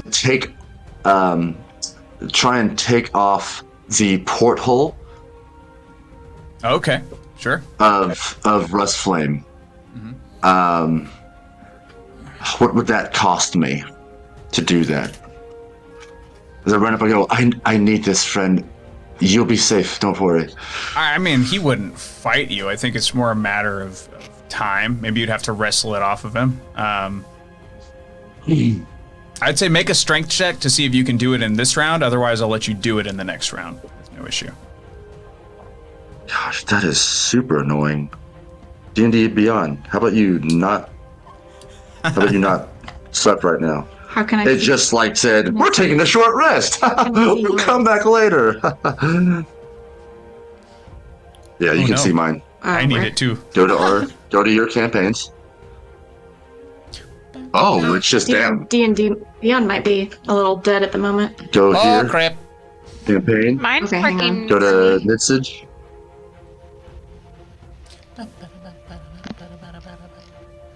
Could be our, I don't know. Could be our internet as well too. What is it that you're Cool, needing? cool, Because I cool. might be. I can do this. I need. Anyone can look at our stats. So if anyone Okay. just look at my D&D Beyond stats for strength. You need it for strength? Okay, I got you. You are -2 strong. Oh dear. Cool. Great, not great. I rolled 19 -2 is 17. Yeah, you're as he's like, Adrenaline's pumping.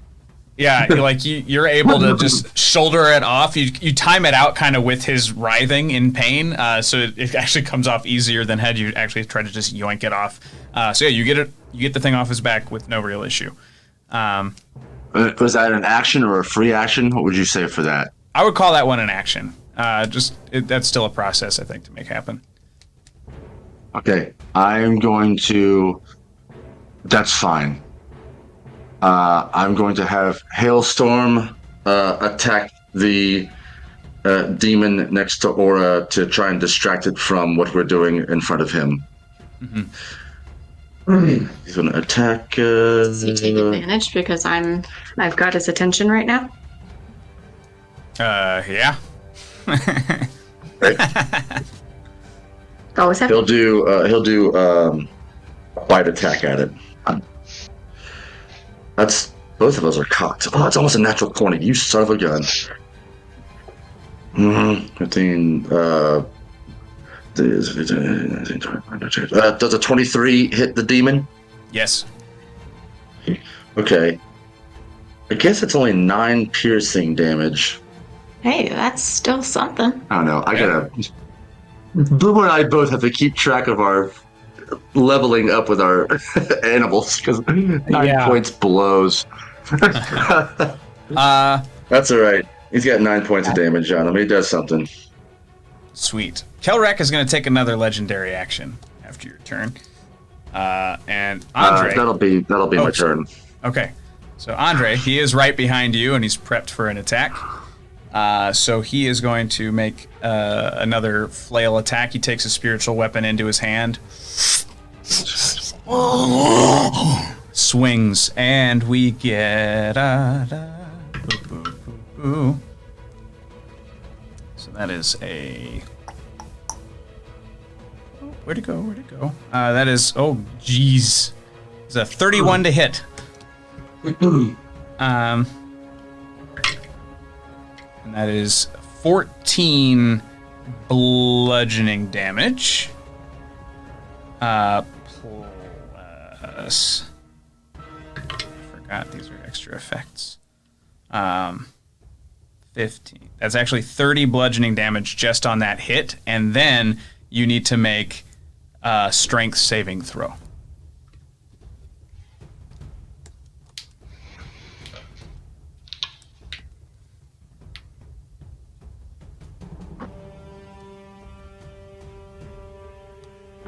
Can't hear you. Sorry. That was a 6, and I will use a group rate roll. Oh, buddy. Okay. Try again. Oh, well, that's a 10 now. I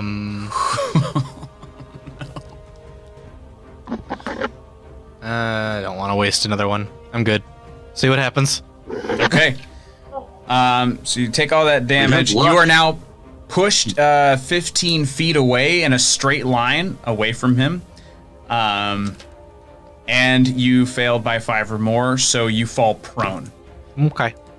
I will say, I'm going to say for narrative reasons, you turn, and when you got hit, you realize something, that when he was hitting you with the flail, there are three balls on the end of individual chains. There are 3 on there, and each of them seems to be sort of like emanating different energy. And you have a feeling that that's why it feels like you got hit harder than it looks like it should have hit you. And you're not entirely certain what the other 2 are capable of. As you go skid to the ground. That was just his legendary action. So now it's the wing feathers' turn. They again knock their arrows. They're going to try and shoot the enforcers. That's much better. That's also much better. So they loose their arrows. And sweet. They actually take down Kim Rek. Kim Rek melts down into a little puddle of goo as she disappears. All right, that's the wing feathers, and now it's actually Kelrek's turn. So I believe you are prone, so he now has advantage. Yes, if he's gonna be leaving that group of people, though, he's gonna get Oh yeah, he pushed you away, huh? Yeah, I'm 15 feet away right now. Yar. Well, one of that group, I believe, is one of the White Waters, right? So she's doing something else at the moment. And then, oh shoot, he's got a moonbeam on him. Yes, he does have a moonbeam on him. I am forgetting who is where. At any rate, actually, then he's actually just gonna. You see the flail, huh? Oh, sorry. You see the flail leave his hand, for it is also a spiritual weapon, and it is going to scoot forward. He's not going to move away, and he's going to. That is a. That is a nope. A 9. Nope. Sorry, a 21 to hit. To who? To me? To you. To me. The flail. Yeah, the flail has darted forward and is going to smashy smash. All right, 21 does hit. Yeah. Okay. This is what's going to be fucked up. So you see this happen, and you realize that you're not getting hit with that same mace head that you got hit with before. You're getting hit with a different head on the flail. And you now need to, as I roll for damage, you also need to please make a Constitution saving throw. Okay. And that is 19. Okay. So it's 12 damage. And outside of the 12 damage, you're fine. Hey. Well rolled, sir. Well rolled. Hey, Wookie Hammer, thank you for the sub. Or thank you for gifting that sub to Rob B. Rolling. Ay. Yeah. Cool. That's it for his turn. And Andre, you're up. Or should I say you're down? Seeing that it is a spiritual weapon, I am going to cast Dispel Magic at 6th level. Motherfucker. All right. Cool. He's a big one. I'm still gonna make you roll for it. All right. But would it help if it was 7th level? Yeah, probably. All right. 7th level it is. Oh wait, no, it's actually written down. Oh. Higher. So I gotta roll for it. All right, fine. 7th level means it'll be easier. So. Oh no. Okay. Okay, so it's just a... Yeah, DC equals 10 plus the spell's level.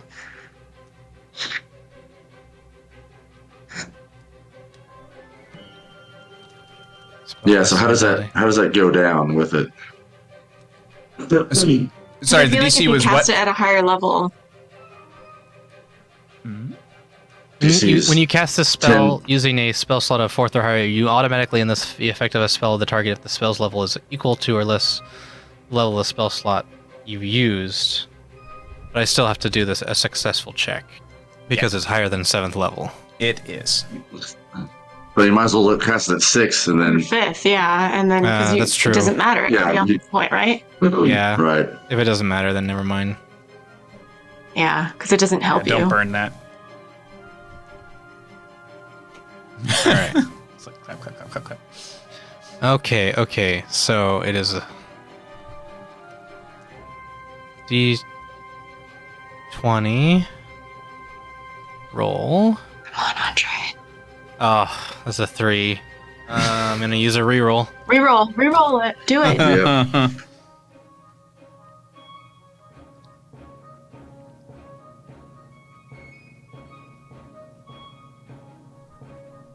That's with my modifier, that's a 20, non-natural. Yeah, as those flails start to like, boom, they just like, they disappear. And it's like, so he's pissed for the moment. I see you're a cleric too.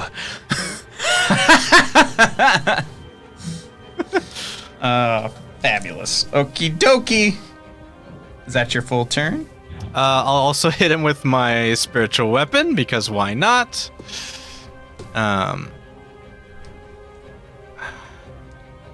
So I'll bring... Yeah, my spiritual weapon's right there. 27 to hit. Okay. And then that will be 6 points of radiant damage. Right. Okay. And then I will spend the rest of my movement to run up towards the group to help Rust Flame. So 5, 10, 15, 20, 25. You were prone. Oh, you're right. I took half movement. You do see Elboforth there, and you know Elboforth can heal if you want to. Okay. Well, I will get with... so I was here. So I stand up, so I've got 10 to 15 feet of movement. So I'll get 5, 10, 15. I'll be here. Okay. It's not his turn. I want to do something cool. But I still have legendary actions. What else we got? Ooh! And I need to make a spell check to make sure that he can still Still baned. Yeah, see if he's been. Nope, it's gone. Oh yeah. Dang it. Oh boy. So he's going to use another legendary action because he's currently surrounded by, his enemies. And I'm just trying to remember who is there. So there is a Whitewater of Luidwin at the bottom right, and I'm trying to remember who the two people are above him. I usually know. The visuals have messed me up. Sorry. That's okay. So he is basically going to use this wonderful action that allows him to make a bite attack against each creature within 10 feet of him. Yeah, basically, because you took his toy away, so now it's just... And, you've seen him before. You know he's big. You know his mouth is huge, but it's like it's fucking unhinged, and it's just jaw, teeth everywhere. And he just... Did he at least brush this morning? So he brushed with his sinew of thieves. It's called the corn on the cob attack. Oh shit! Perfect. He's already been here. It's weird.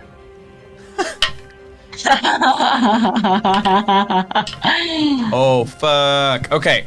Fuck. I just wish I could remember who was right there. So I know bottom right is one of the White Waters. Well, you get Moonbeam, you get Spiritual Weapon. Mm-hmm. The people, though. Yeah, the people, because they're visually identical. I've just forgotten. Who would attack them? The White Waters would attack him, and I don't think is Jeb attacking him. No, Jeb is on the supervisor. Yeah. It's Braylon, Master. Brayhan. Attracted to the power. Yeah. Brayhan. Yes. Okay. And Hush. It's probably Hush. Oh shit! It is Hush. Oh no. Oh yeah. So it's actually all the assassins then, because they all went to the same spot. Also, you're muted again, Ryan. If you're talking. You're right. Sorry, it's the assassins that all went there. I remember now. So that's all the assassins plus one of the White Waters, because they took up corners. They're forming a box formation. Whoopsie! Oh, shit. Cool. So yeah, just quick as lightning, as if he is functioning outside of your comprehension of time. You just see jaws snap and blood fly as just robes, leather, everything is just being torn from people. They're still standing, but they're like, they got hit and they got hit hard.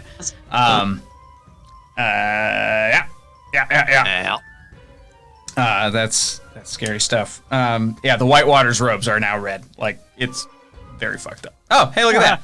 Yeah, like that. Great. Goodness. Andre. Oh, you just did your turn. Yep. Sorry.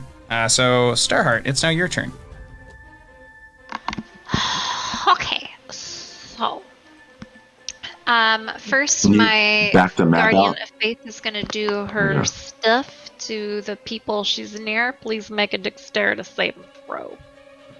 There's just one, but still. Just one, yeah. Actually, if it's 10 feet, that demon's within 10 feet of her. Yeah. No, her spiritual weapon's down there, isn't it? No, but the this is the Guardian. Oh, the I'm doing my Guardian. Guardian. Sorry. They rolled a 1. So they take as a What about damage. They're gonna take What about- 20 damage. What about the other one? And was the red question? demon? Yeah, Red the red demon, demon sorry. takes Yeah, it because too. he's No, within she's out 10 of feet juice too. now. She's out of juice. She can only. That was 60 That was the last total? one. Yeah. Already? Oh, got it. Okay.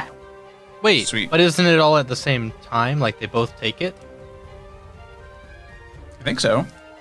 It's So I like think- a creature takes 20 damage on it. So any creature within the space has to do a dexterity saving throw. Right. The creature takes 20 radiant damage on a failed save, half as much as a successful one. So I took that as per creature. No, everyone Yeah, so who's The creature takes. Yeah, it can expend that 60 like total over time, but anyone who would be hit is, I think, still getting hit for that full chunks of damage every time it happens. I believe. No, am I wrong? Let me look at it. no, The Guardian right. vanishes would that and it's work? dealt Yeah. a total of 60 damage. So it could only do it the once, couldn't it? Because that would get it to 60 damage. Or you could divide it between the two, You could do that. maybe. Yeah, you could do 10 and 10. I'd rather go 20 and 1, have one further down, so then you can off one rather than have two low. Okay. All right. So it's on. Are you hitting the big demon or the enforcer? Who's lower health? I'm not going to tell you that. Who's looking weirder? Who's looking more? They're both pretty Untoward. formidable at this point. I mean, the demon's been hit with a holy sword, so he's probably visibly looking worse, but you can't actually tell their constitution. They're not. Which one's They're not slumped yet. nastier looking? The red guy. That one. Okie dokie. and then disappears. Boy. All right. And then I'm gonna use my guarding bolt at it. I'm gonna take a I'm gonna use my spiritual weapon. I take a sippy sip of that, and then I weapon it. So that is What? what? What? Where are you sending it? Because right My now it's next to spiritual Kelrek, weapon? so it's not next to you. Oh, then I'll hang. Then I'll do it at Calrec. I'm gonna take a sip from it anyway. But it's not near you either. Walking up to it? No, these dice are crappy anyway. Ignore everything I'm saying. I'm gonna cast a guiding bolt at the stupid dingus over there by the one that got hit earlier. No, Kelrek. I'm gonna Which hit one is Kelrek. that? I'm gonna hit Kelrek with a guiding friggin' bolt. Okay. I'm Okay. gonna do that. Is that good? Does this sound Sure. like a plan? Oh man, Okay. just pick one. Doing that. Balls. Balls at level 3, Um, please. Does a 15? No. Use a blessing. I'm gonna bless it. No, for Kelrek. Yes, do it. No, I don't think. No, because the most it would get. He has to. I It's think above a 19 will 20. hit him. No, 24. I thought it was so- above 20. It was 24 or something. Hey, When you added did you all the roll blessings. low? You could just re-roll it instead. I've been having really bad time. Okay, I'll re-roll. All right. I'm using a different dice. Get out of my dice hole. Mind you, I think they said that magical weapons are still the magical. He still has magical resistance or something. Lightning bolt is like spiritual. Like that's like holy. Still Hey, magical. Danny, what about a 13? Does that sound any better than a 15 for some backwards land reason? No. Okay, well, Starheart's just gonna open up one of her flasks and drink for a while. Is the spiritual tankard a bonus action attack? Yes. Yeah. Yeah. You should still be Could able you to still bop do them with that? it. Yeah. Okay. Let's try another dice. Which one of you has not forsaken me?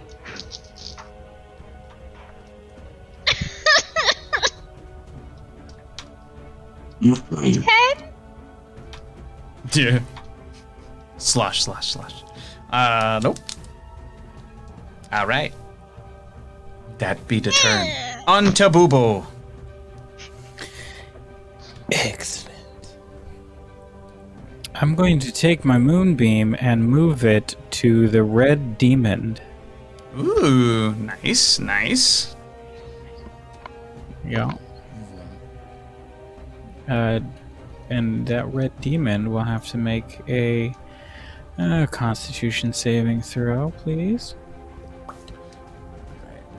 He's so calm. We'll have to make a Constitution saving throw, please. That is a 13. Excellent. He will take all 31 radiant damage. Get him. Bzz. Get him, Boobo. With my moonbeam. Oh, it's a wondrous night for a Are there other bad guys surrounding him? I can't Surrounding him. tell There who's is who. still one. So there's still Cole Wreck is still alive over there, and I think the Okay. boss supervisor is also somewhere alright. up with Jeb. I think they were top leftish. Because I'm gonna have Doomeril swoop in to attack. Okay. From the bottom. He's gonna fly around that rock that I'm at and come up from below. On the map anyway, to that the red demon guy, so he'll be right there. Mm-hmm. And I have his attention, so maybe he'll get a advantage attack. Supervisor. Yeah. He's gonna swoop down and attack with his talons. Yar. Roll with Advantage. advantage. Yep. Dunsies. Choo. 17 to hit. Nah. Not enough, huh? Not enough. Bless it. Is it worth it? I don't know if it's worth it. The damage output isn't that great. It's only 2d8 Okay. plus 1. Okay. He'll swoop down and kind of get startled by the ugliness of that the red demon and fly back up into the air. Sweet. Alrighty. It is now. Oh, you good? That's good. Yep, that's me. Okay. We're done. So now it is Hush's group's turn. Let me go down the line real quick. Actually, the first thing I'm going to do is I'm going to do the 4 White Waters of Luidwin who are still standing. Thankfully, all of them are still standing. They finish whatever prayer or oath that they were muttering to each other in the corners of the room, and there is a bright flash as radiant light starts to sort of creep up from the ground, and it sort of passes in a rim from the bottom of the floor to all the way through the top of the ceiling. And as it goes, it sort of deletes, it erases, it evaporates all of the puddles of blood that were scattered all over the ground. They were noticing that he was utilizing those puddles in order to move around, so they have eliminated that option for Kelrek by basically cleaning up this cave. Yes, suck it, Kelrek. And Nature's maids. It's not going to be a lot. However, each of you regain 3 hit points. Yay! As just a nice warm feeling washes over you all. All of us? All of you. Everyone in here who is not a bad person gets 3 left. Maxed. All right, so that is the Whitewater's turn. So the assassins are kind of fucked up, actually. So actually, they need to make...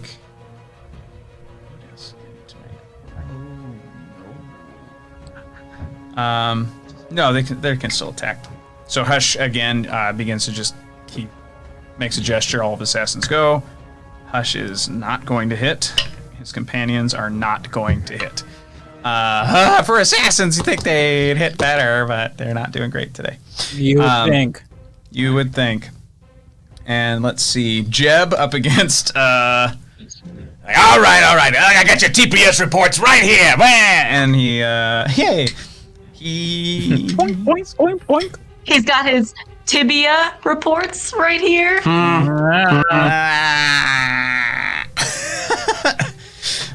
So Jeb finishes off the boss. The boss's supervisor, supervisor of Kelrek, and he explodes into a stack of paperwork.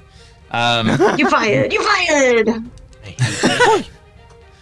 The White Waters went, Hush and the Assassins went. Cab is... Oh, that's the big one. So Cab is going to scoot. He's coming in from the left.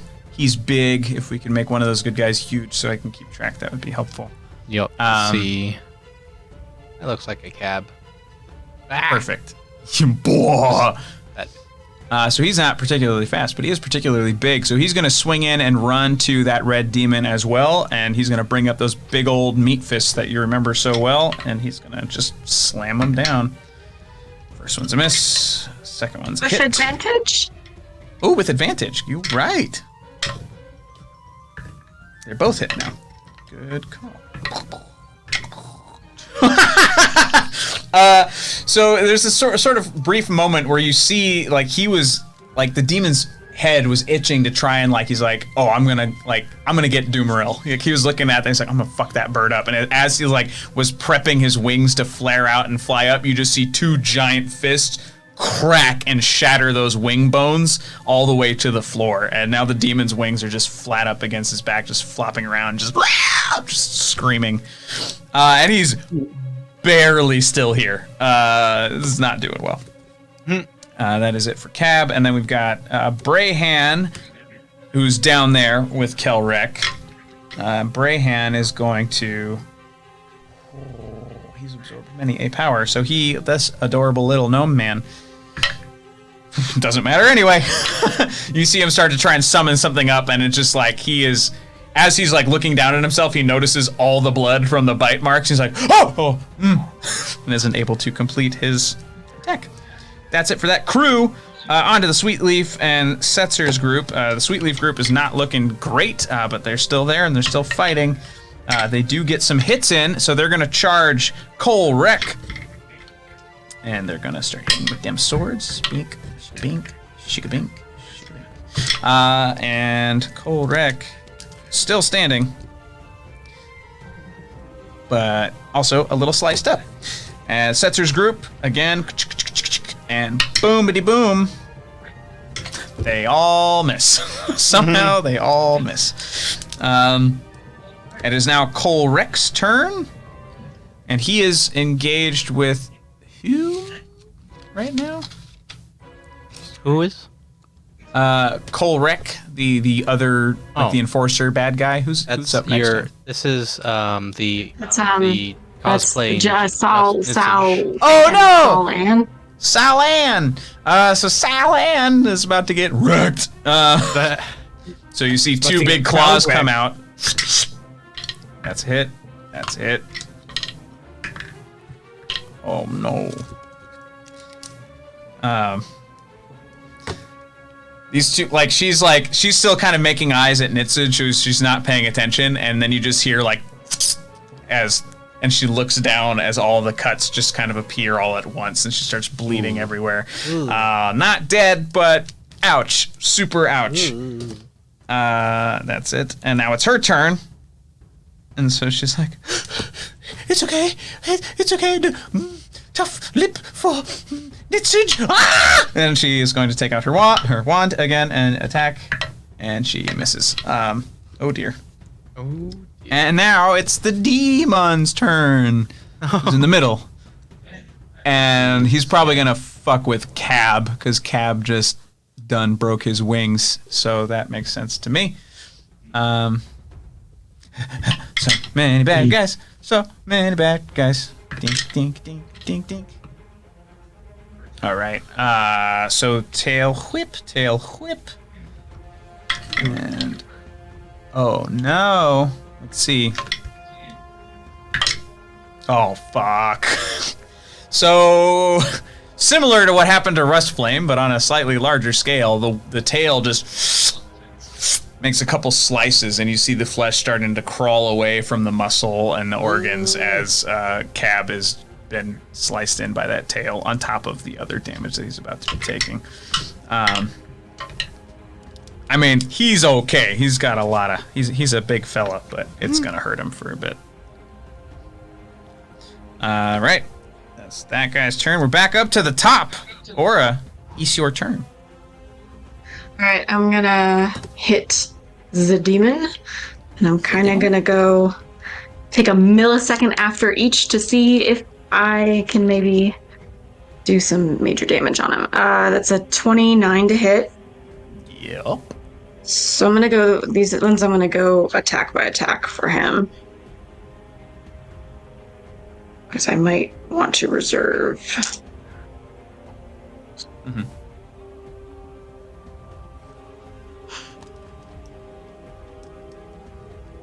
And this is against the red guy, right? Mm-hmm. Cool.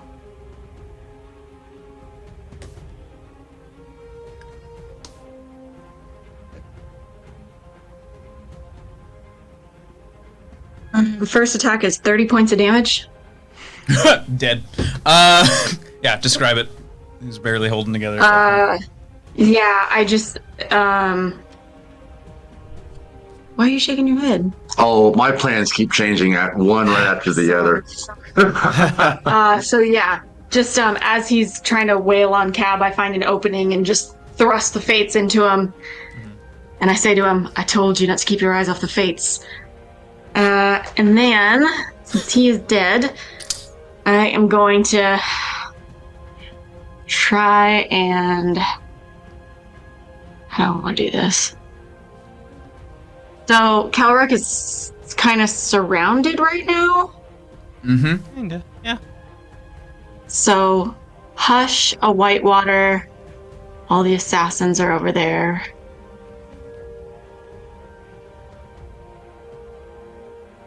And Eel, I assume, is kind of over there. Is that right? Yeah. Eel's there trying to, distract and kind of get in the face of Calric. Okay. What? Oh, that's terrifying. Eel. Not so terrifying. Transparency layer, 50%. I was like, oh, it could be Perry. He got bigger. No, he didn't get that big. Hey, No. ghostly.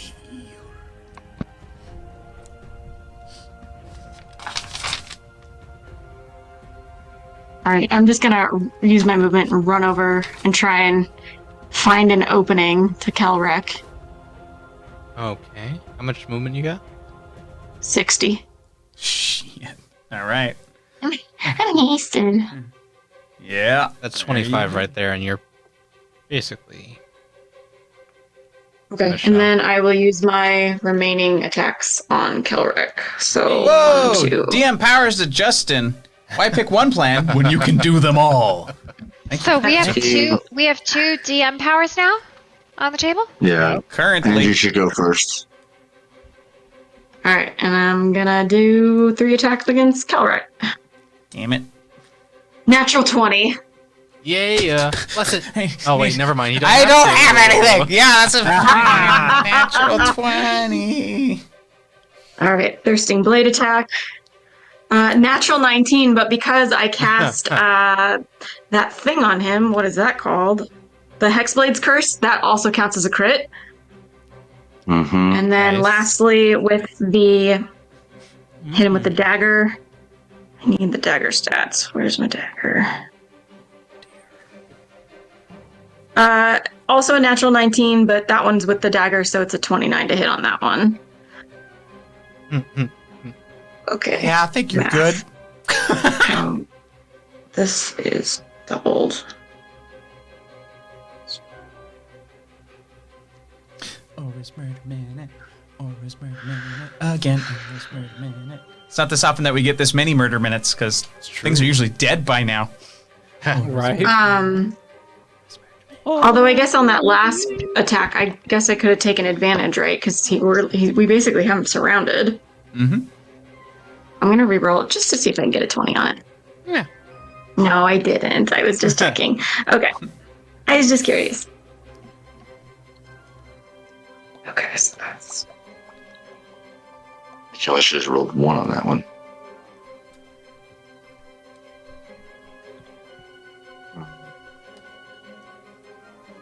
Thank you guys so much for tuning in. A lot going on right now. Maybe she'll get her record. No, not on this one. It was only 3 of the 4 attacks. Minute. She gonna stomp him into the ground. It's a man Okay. of the murder man. Oh, she put up the hand. That means it's time to count the minutes of murder. 64 points of damage. Right. Let's see, 12, 13, 14, 15 of that is Solite damage. Oh, plus another plus another 10 on top of that, so 74 total. Okay. Ouch. And that's my turn. Right. Alright, it's Master Ebelforth's turn, and he's basically just going to keep on doing his thing, trying to turn these things off. So he's going... I did bring him over to Rust Flame for a reason. Oh, yes! To heal. You're right. What? He Read extends the his room, hands out. Ebelforth. And he's gonna do some stuff. So the 2 of you are going to recover 12 hit points. Same vicinity. Nitzig, if you've been hit, you'll recover 12. If you haven't, all right. I haven't. All right. So Rust Flame recovers 12 hit points. Wonderful. Cool. And his the sort of creeping wound seems to stop its creeping, so he's at least that wound is stabilized for the moment. All right, that's gonna be his turn. Nitzig, it's your turn.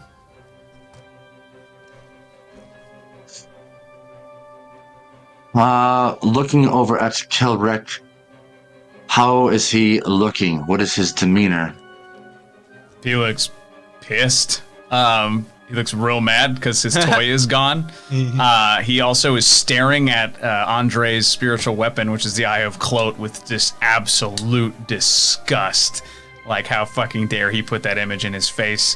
But otherwise, outside of like a few holes in him and a little bit of tar leaking out everywhere, like, he's still looking pretty formidable.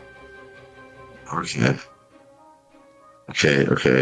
And it's just blood dripping from his fangs from all those bites that he... I'm going to, as I see that Ebelforth is taking care of Rust Flame, the demon has been sacked by the captain. Looks like one of the Kelrecs is being fended off from everybody else. we're going to run next to Bubo. Okay. And I'm going to next to him, to the right of him.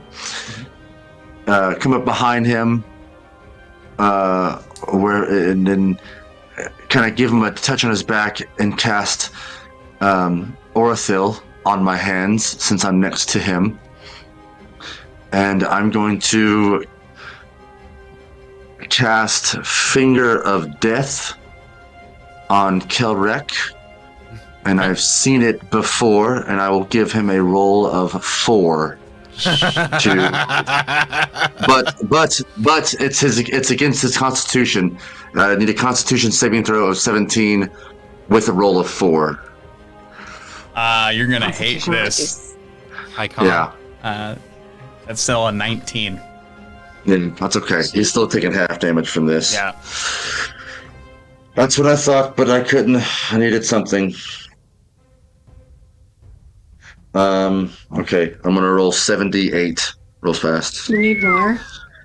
Nitsage's Murder Minute. Yeah. Bane is no longer in play, Tigron. Bane was expired. Super Sunbro says the half finger of death. Pinky. Skadoosh. Very mystery men.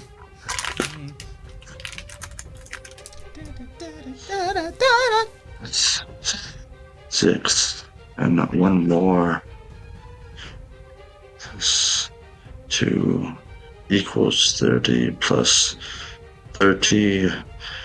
Alright, that's 61 points halved. That's 30 points. Oh, plus Orithil. So it's okay, so Was 61, so that's 66, so 33. 33 points of damage. 5 of those points are Orithil radiant damage. Nice.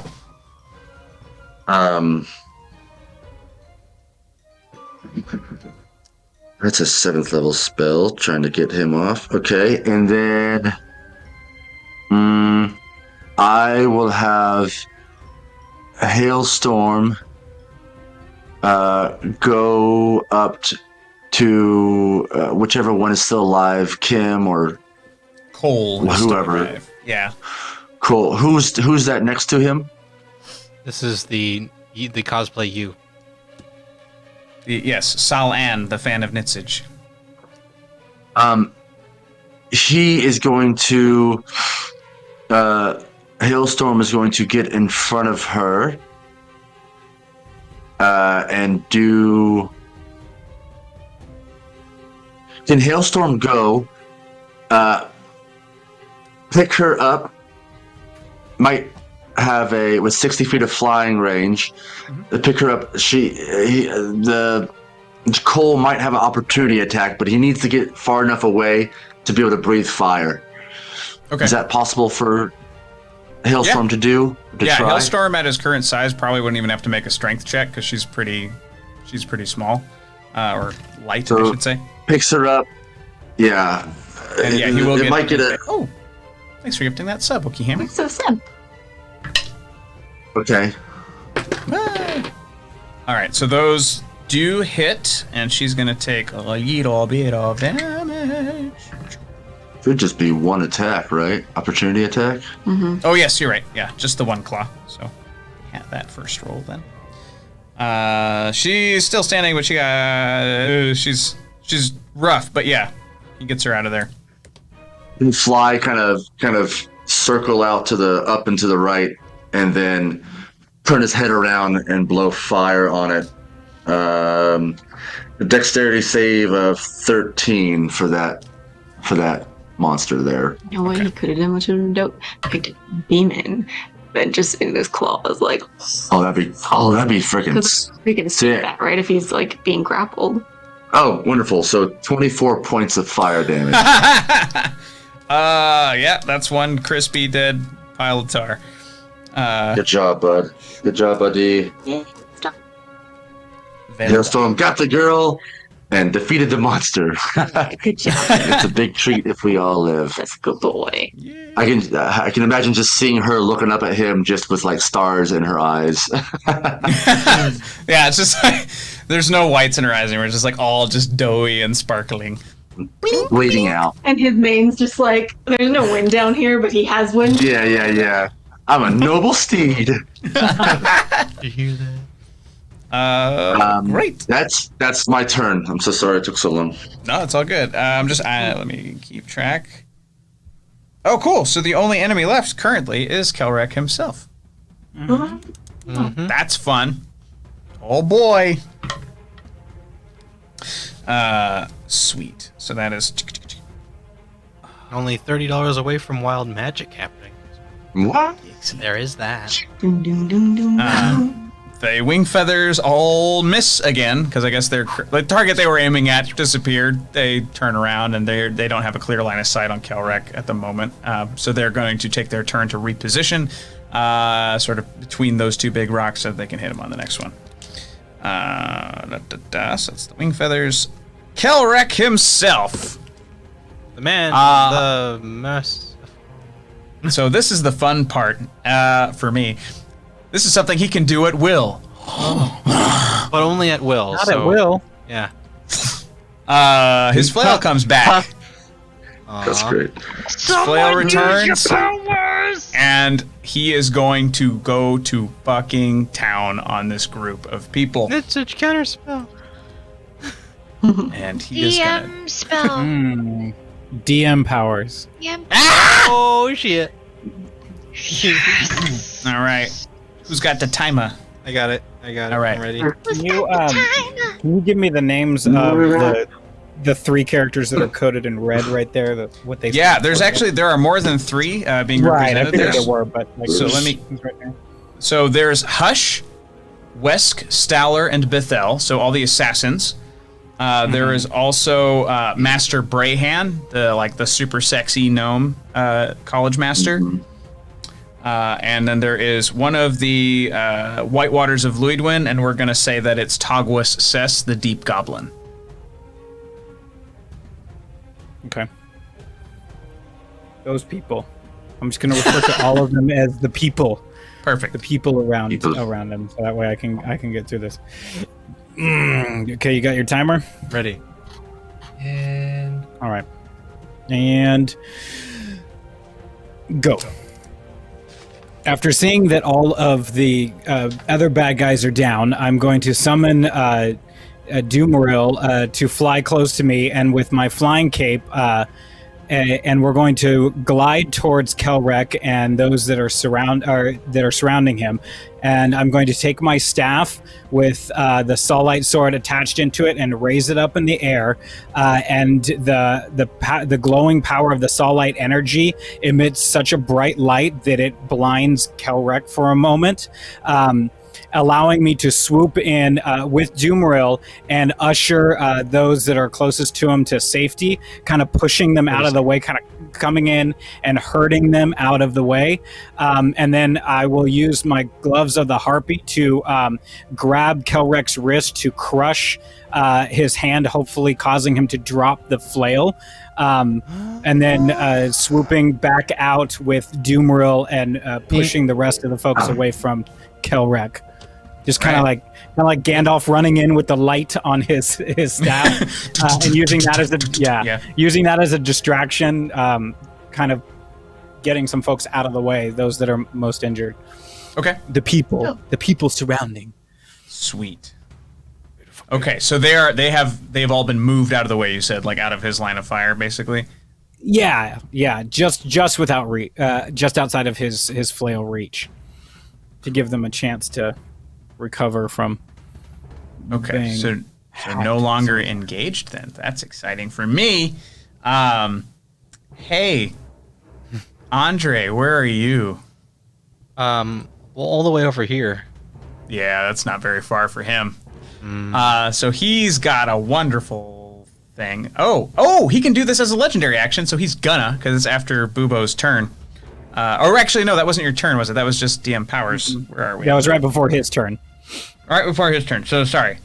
And he's just going to move. He has a speed of 50 feet, so he's going to fucking run at you. And since he's now disengaged with those people, it doesn't matter. You dare! Does he hate me so much? You just flashed his father's symbol in his face and banished his toy. He fucking hates you. You dare give me my father's image, the false death! And you see that flail. I will get you each time. He's going to make 3 attacks against you. Fun. Is he holding the flail, or is he allowing it to float? He is allowing it to float for the moment. Bastard. So this is going to be... Well, actually, I am going to say you crushed his hand, which is going to be good for later. Okay. Probably. So yeah, his right hand is like all his fingers are bending in the wrong directions. So the first one is a 22 to hit. Yeah. Okay. So first it's going to be... Okay, so that is 20 bludgeoning damage. As one of those 3 heads comes down, you feel this extra presence of magic as something else happens. Now please make a make a wisdom saving throw. Okay. Aw, 11. Oh dear. Okay, you're taking it. Cool. You are now affected by the confusion spell until the start of Kelrek's next turn. And now he's got 2 more attacks. Say it again. Do I have eyes on Kelrek from where I'm at? Where can you wiggle the mouse where he is real He's quick? the blue circle Blue one next to... by the green. Oh, by no, actually you don't. Yeah, he's on the other side of that big old rock. Oh, those are rocks? I thought Yeah, they're like big. I thought those Yeah. were the circles. No. No. Those are the rocks he didn't claw all the way down to make this room. He, a little lazy in some spots. So, do you want me to roll on Sorry, the D10 Andre. table, Danny? Yeah. Yes, please. Nope, not a D100. No. 6. You gotta get near. Doesn't move or take an action this turn. Ouchies. You gotta get near with their Well, claws. it's about to get worse. So, next one is 26 to hit. Yes. That is going to be... okay, that is 15 damage. 15 bludgeoning damage. And this time you can tell you're being hit with a different mace head. And it's going to do an additional... oh, fuck. An additional 19 bludgeoning damage, as it just hits you harder than gravity will allow. Huh. And then he's going to hit you for the 3rd attack. That's another 25 to hit. Mm-hmm.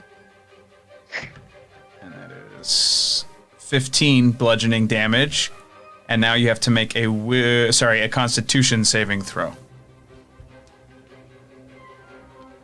21. 21. Nice. Well, that one doesn't happen. Good. Love my father so much he'll meet his fate. As he just spits, like just his spit. Forward to it. Just fucking fixated on you. Wreck. Kelrek, the annoying vegan cousin of Kelrek. Michi. Gelato's All right. vegan. And we're $5 away from wild magic. Hooray! Wilder magic? That is Kelrek's turn, so we are now on to Andre. I can't do anything. I'm confused. Yep. I don't understand what's happening. Oh, man. Yeah, there's a lot happening to you. Yeah. Yeah, he's very dangerous in close quarters. All right. Starheart, you're up. Okay. So. I'm gonna attack him. I'm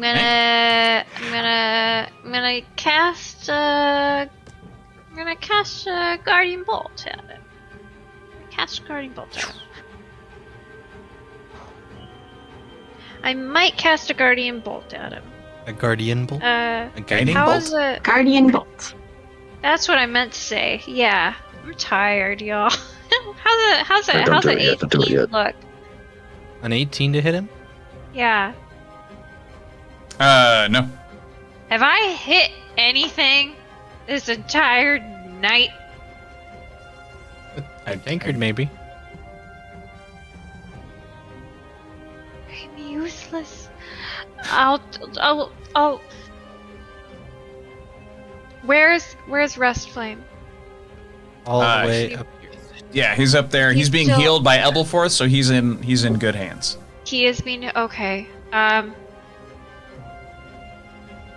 I guess that's my The chat is screaming at you to bless. You don't have Bless to. what? I'm just letting you know. my thing. It's not gonna get high enough because what was it, 24 to hit? I feel like it's not gonna get high enough. Do we know that? No, you don't know that. I feel like last time I hit him swear with something it's lower. Yeah, I thought we had at least like a 19 or 20. I hit him with a Swear 19 last I- week, you guys. Okay, No, you I'll didn't hit him bless- with a 19. I can I'll guarantee bless you it. that. I'll bless it. I'll Okay, bless it. never Alright, mind. he's Maybe blessing. 21. What'd you say? You didn't hit it with a 19, or you did hit a what? All good. I did not hit it with a 19, I guess. Yeah, because it. Should have written it down, I'm sorry. 21. That will hit. Hot dog. It's not a 24. Apparently It isn't not. a 24. It's a 20 No. something. 24 is what you've had to beat for a lot of his saving throws. Oh, Or saving throws against his stuff. So that's where that Dumb, I don't confusion like- came from.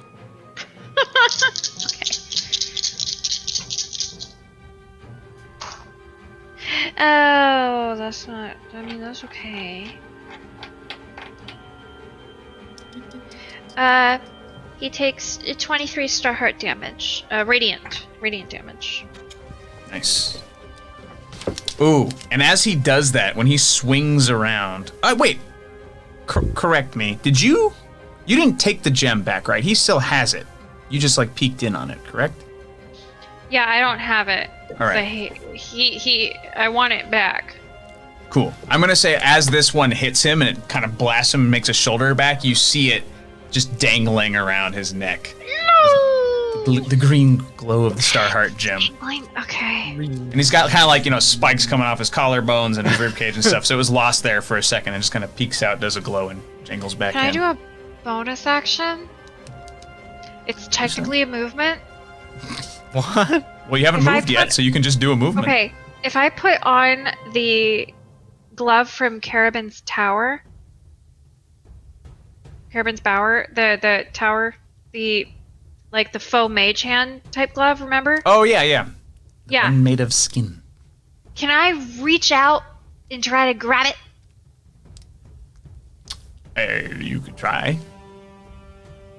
Wait, he did! He swallowed it!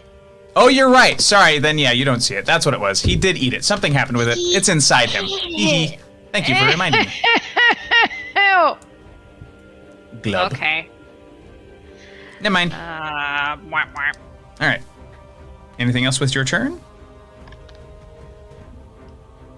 No. Okay. On to Bubo. Agent Scully, thank you for the $5. So real quick, sorry, Bubo, before your turn, Nope. we're gonna do this That's good. now. Take care of it. All right. So we'll go. We'll do what we usually do. We'll go. Actually, no. We'll go counterclockwise. 'Cause I think we went clockwise last time. So we'll do the opposite. So we're gonna start with you, Starheart. Tick. Ooh. Actually, I'm gonna roll it because it's gonna have no effect on you whatsoever in this situation, and I'd rather have something Oh. bad or good happen, not nothing happen. So. I still haven't spoken Abyssal. I think I just was quiet for however long because Starheart was quiet for once. There you go. So this is an obsidian black ribcage tears through the ground and latches onto your torso. It grants you a +2 bonus to your AC and immunity to magic missile for 1 minute. Wow. Go. Okay. And then we usually do +2, you said? Yeah. Then we're gonna do Boobo. Dink, dink, dink, dink, dink, dink, dink, dink, dink, dink. Oh snap! There you go. The boundary between life and afterlife temporarily blurs. You are in the maw, after all. You cannot be reduced to lower than 1 hit point for the next minute. Whoa! That's pretty Aha! On to town. to Andre. Bow, bow, bow, bow, bow, bow. No, I'm not giving anyone another fucking magic jar. Rolling it. Sorry. So roll on this table at the start of each of your turns for the next minute, ignoring this result on subsequent rolls. Oh, so basically, I for each of your turns, I have to roll on the table for you. Okay. On top of all the shit that's happening to you. I'm sorry. Nitsage. You're gonna be like 1,000,000 times more confused than you already are. Because isn't he confused? That's the same. Nitsage, this is for you. This is a sickly mist weakens those you target. Creatures have disadvantage on saving throws against the next spell you cast in the next minute that involves a saving throw. Got it? Got it. Pretty cool. On to Aura. Dink, dink, dink, dink, dink, dink, dink, dink. This is funny to me. On the chart, I just rolled a 69, and I didn't notice this until right now, so it's like 65 to 66, 67, 60. Yeah, nice to 70 is what it says. Oh, dear. You become bonded with the nearest hostile creature. Any damage dealt to you will be halved and shared with the hostile creature and vice versa. Shit. This effect lasts for 1 minute. Oh no. Strike me down, will you? And you see this hand, like it's like his arm just fucking extends like fucking Stretch Armstrong, and you just see Aura get yoinked and just and you are now for the moment one. Wait, what was it? What was the whole? Can you reread the damage thing for me? I sure can. So it's any damage dealt to you will be halved and shared with the hostile creature or vice versa. Oh, sorry. So not physically bonded. It's just if he takes damage, you're taking half of that damage. If you take damage, he's taking half of that damage. My bad. Okay, Aura, I'm gonna be your pocket healer for the next 10 rounds. Damn, that's crazy. That's fun. We found the fun ones today. That's a fun one. I'm gonna say we'll probably get through this round and then we'll probably wrap it up. So make notes for all of these things and we will continue to implement them next week. I will remember wild magic this time. Yay, thank you. Write them down! Down D&D Beyond. Good. Self. Good. All right. So that was great, and now it's Boobo's turn. Excellent. I'm going to step out from behind the rock so I have line of sight on Kelrek. Unless, Kale hasn't shown up yet, right? Not yet, but end of the order. Okay, yep. And I don't know that thing's happening to Aura, so I'm going to move my moonbeam over Kelrek.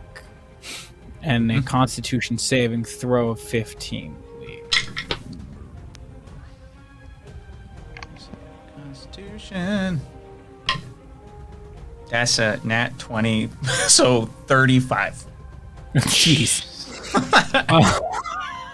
That's absurd. I am laughing at that number now, Danny. That's 13 points of radiant damage. Half of that for Aura. Oh, yeah. Oh, shit. Sorry, what was the half for me? Half of 13. 6. So 6 damage to you. Okay, thank you. If I go, you go. And you just see this like dark mark sort of just appear on your arm. Just wob, wob, wob. What is this, backdraft? I can leave him. I can leave him. What a fucking pull! I haven't thought about that movie in so long. You said the best line in the movie, pretty much. I had that. God. You go, we go. All right. Was that your turn? Yeah, that's all I'm doing at this time. All right. It's Hush's group's turn. I don't know why I can't say that. So they are going to regroup. At least the assassins are. So they're going to bundle up. I'll roll for all the assassins. For one, they're going to get right back on Kelrek. They got no other mission other than to help you save the world. So, oh fuck me. Nope. Again, they just either don't get there in time or him freaking out. Like maybe I would say Hush maybe noticed what he said to Aura. Maybe saw the glowing and hesitated for just a moment. And they read that, and they didn't do it. Moving on to who else is in that group. So Hush and the Assassins went. We're gonna have the Whitewaters. Ooh, the Whitewaters gets to do a thing again. The Whitewaters are actually gonna split off now that they've erased his means of floating around this space. They're going to go individual. So you see Elise Rift. Who's in the top right. She's going to jump on the back of her. Thank you for the follow. Very much. Thank you for that. And thank you, Wookie Hammer, for gifting that sub to Research Monkey. She's going to jump on her Snowy Owl Ape's back, and they're going to charge in. They make it about halfway. They're not going to make it to him. Raid. In Quest of Geek, thank you for the raid, friends. And for those of you who don't know, on Thursday night, we're going to be playing some Among Us here at the studio with our friends from In Quest of Geek. So... Also, Madam Gandalf popped in there with the raid too. Madam Gandalf! You so want buy.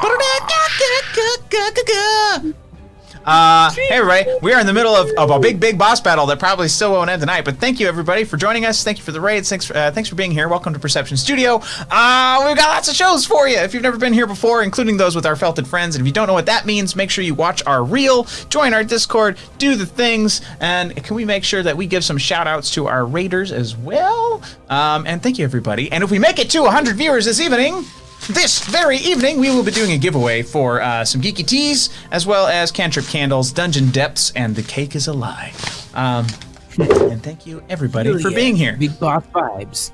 And I was doing a thing. Oh yes, so Elise Rift on the Snowy Owl Ape Heart Beast. She's not going to make it all the way across. However, Varathia Cowl, again, like you've seen her sort of armor up before. She does it again. She just puts her arms in front of her and she is covered in this white glowing enamel, and she is at the bottom left, and she is marching straight toward Kelrek with a bright glowing sword, and she's going for it.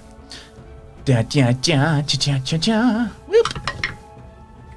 All right, she does hit, and she seems pretty happy to be able to attack right now. She gets some nice hacks in there.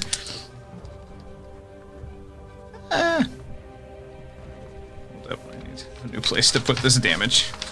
I've subtracted so many.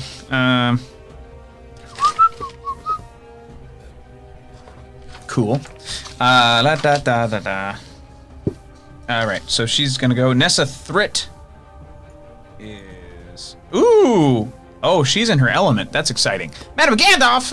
Wookie Hammer, thank you for gifting that sub. And, so... Nessa Thrit, she's the tiefling of the Whitewaters of Ludwin. She is going to extend a hand to that large stone that is next to her.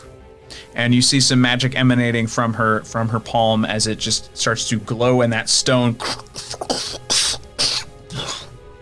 gets on 2 feet and starts marching toward Kelrek. Oh. It doesn't hit, but it is get around him, so he's getting closer and closer. So he's going to do that wonderful legendary action again, and he's going to do that bite attack against everyone within 10 feet of him.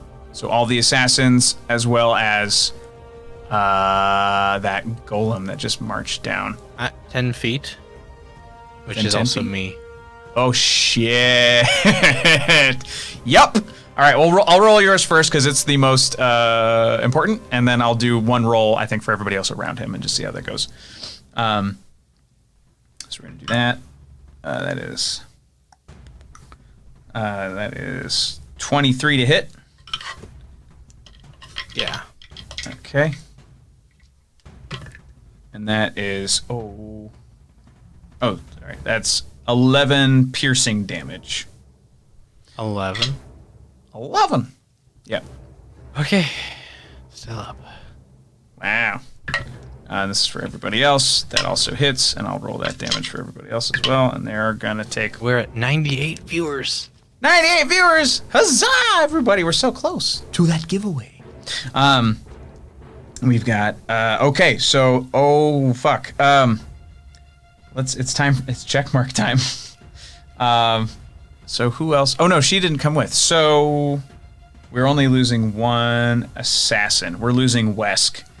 Wesk gets bit clean in half as Kelrek's jaws snap across his spine and just falls apart. Garamond says we saw 104 before. Okay, then we'll call it. And we will give away at the end of the stream. So everybody stick around. We're going to wrap up in the next couple minutes. We're just going to finish this initiative order, and then we'll wrap up for the evening. So everybody stick around. Don't nobody go nowhere. All of you are eligible. So pretty exciting. So Wesk, what's that? Wesk is deceased. And everybody else took a significant amount of damage as well, but they are not dead. Who else is in that group? Apologies. It's a large group of people. Jeb is going to move from that top leftish area. He's going to march on down to Kelrek as well. The Whitewaters have done their thing. Assassin's Cab. Oh, Cab! Cab is going to march down to Kelrek as well, and he is going to swing those over fists. Woo woo! 200 of voices. Me. All right. So Cab's second fist makes it. Dink. So as his big Cyclops fist just bashes in. He doesn't do too much damage, unfortunately, but he does get a nice clock in on Kelrek. Right. Kelrek now is going to... I've had enough. And he snaps his fingers again, and the seal directly at the bottom of the cave, because currently 3 of them have been shut down. The one at the bottom of the cave now triggers. So everyone there, basically within that 10-foot wide straight thing. So it looks like there's only one person down there. It's whoever's at Kelrek's left foot. Does that make sense? That guy, whoever that is, yeah. Yeah. So that person, who did we? I've forgotten. Would have been one of the assassins. Oh fuck. Okay. So let me roll and just figure out which assassin that's going to be then, with whoever's left. Oh, it's Hush. Oh, it's Hush. Oh no. So the glyph cracks, the light goes, and then just there's a rush of steam, and as that steam condenses, as it blasts from the wall, it coalesces into this liquid stream that is just green and bubbling and hissing, and it blasts right into the back of Hush. It catches his robes, it does all of that, and now we're just going to roll damage and see how fucked up he is.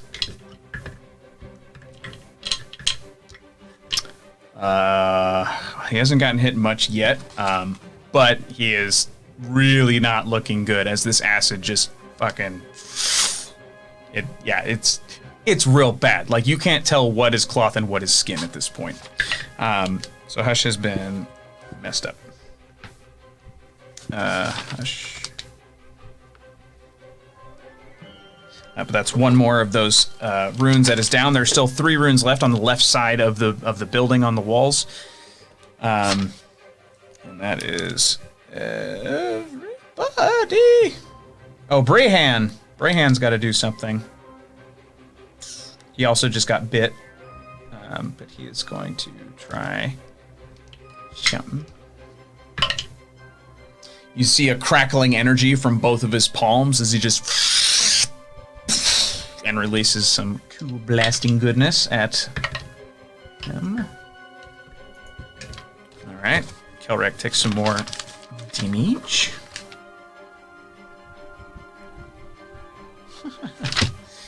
All right. How much damage? You guys already need to know. Huh? Oh, it was I need to know how 20, much damage. 24. So 12. Remember, she takes damage, half damage. Oh, if yeah. you get hit. Yeah. Has he been hit since Bubo hit him? I'm sorry. He has not, because everyone's attacks at this moment have missed. Okay. Then I sent you a message I don't on see anything. Messenger real fast. Okay.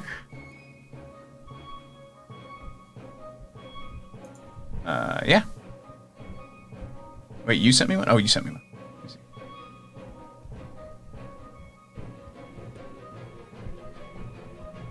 Okay. Okay. DM powers. Oh. Okie dokie. Getting the timer ready. So for those of you who are new, DM powers is something that can be tipped and applied. They get to take over the story for 1 full minute, and I just have to deal with whatever is said. Stakes are high. This is a demigod. This is one of the 2 major big bad evil guys in our campaign, and I'm very curious. Let's go. Let's do it. You ready? I'm ready. Okay. Aura Haste runs up to him with the glove made from the mountain, punches Kelrek,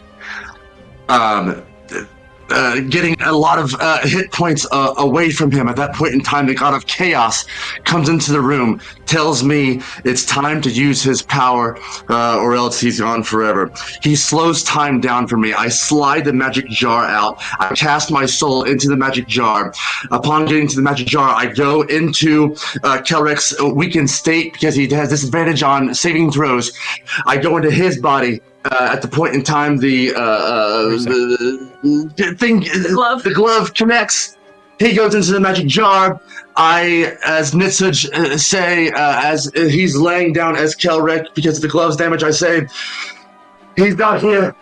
It's me. Stop. And that is it. Go what? What was the thing you said? So, I said, he's not in here. It's me.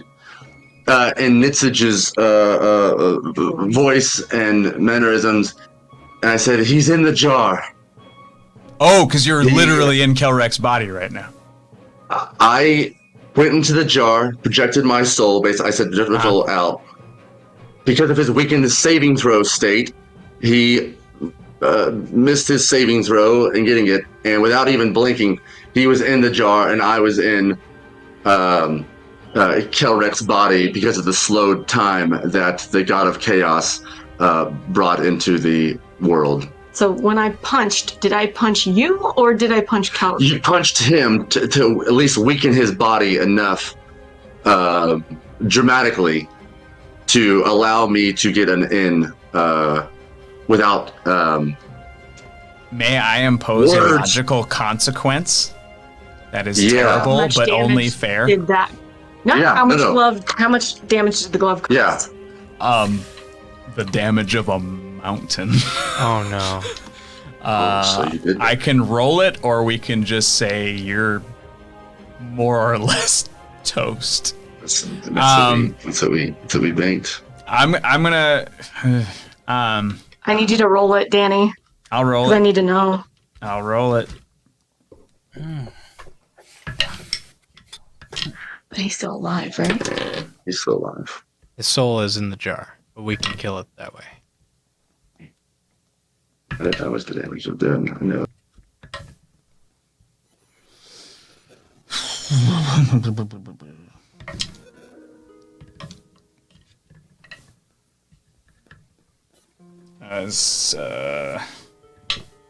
If the God of Chaos slowed time for you to cast the jar, which takes a minute, I'm only bound him for a minute. I'm just playing devil's advocate. It was 78. 78? Yeah, That's it? 78. Is that halved or? Yeah, halved is what you're taking. That's what he took. So I didn't So know I 78. take 40. What's half of 78?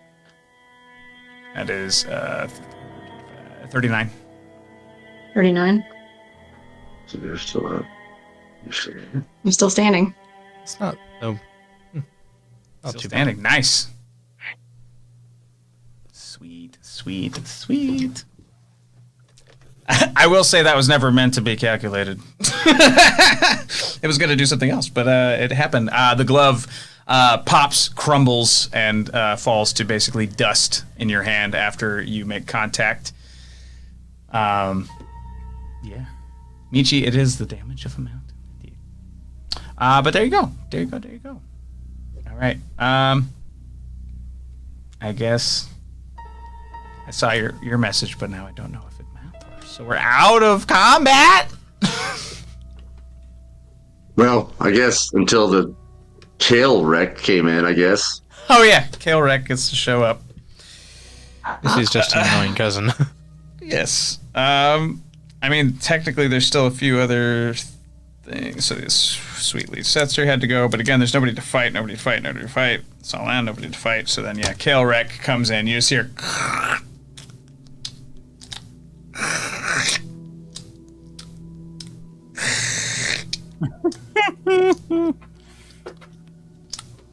I don't care if you were born with canines. We're all meant to be eating plants. Could I interest you in a vegan hamburger? Yes. There you I'm very are. hungry. Are those leather boots? No, I'm wearing plate. All right, then. Answer the Calm. All right. You did request to have another turn, Aura, but I don't know if you want to take it or if we should wrap. That was it. That was was we the had turn. a thing. There's Yeah. a thing that happened. All right. You cool. Well done. All right, well, so we're gonna wrap up for tonight. You currently have Kelrek in a jar. We'll see how well that is. $25 a character, a janitor, looking around the room, annoyed at everyone he has to clean this mess up. Well, thank you for the janitor, Soroi 2K. Oh, hey, everybody. Open-dopey-do. Oh, my goodness. I just scrubbed these floors. I already hate that choice. But we're going to enjoy the janitor next week. Thank you, Soroi 2K, because we do have to wrap it up. We went a little bit over, and we are going to, we're going to call it. Thank you, everybody. Thank you so much for your support. Thank you for joining us. Thank you for doing the thing. And we're going to do a giveaway, so everybody get active in the chat. Yes, please. So everyone in the chat, type some stuff. Say hello. Also, while you're doing that, or immediately after doing that, go into our Discord and post any questions you might have for us in the Sahlen's Legacy thread in our Discord. Do you have any announcements for today? This vegan burger. That's Eh? not even real. So, yeah, I feel like needed us at the same time. 9 on air. Andrew, do you have any announcements you need to make this week? No, Just making sure. I'm good.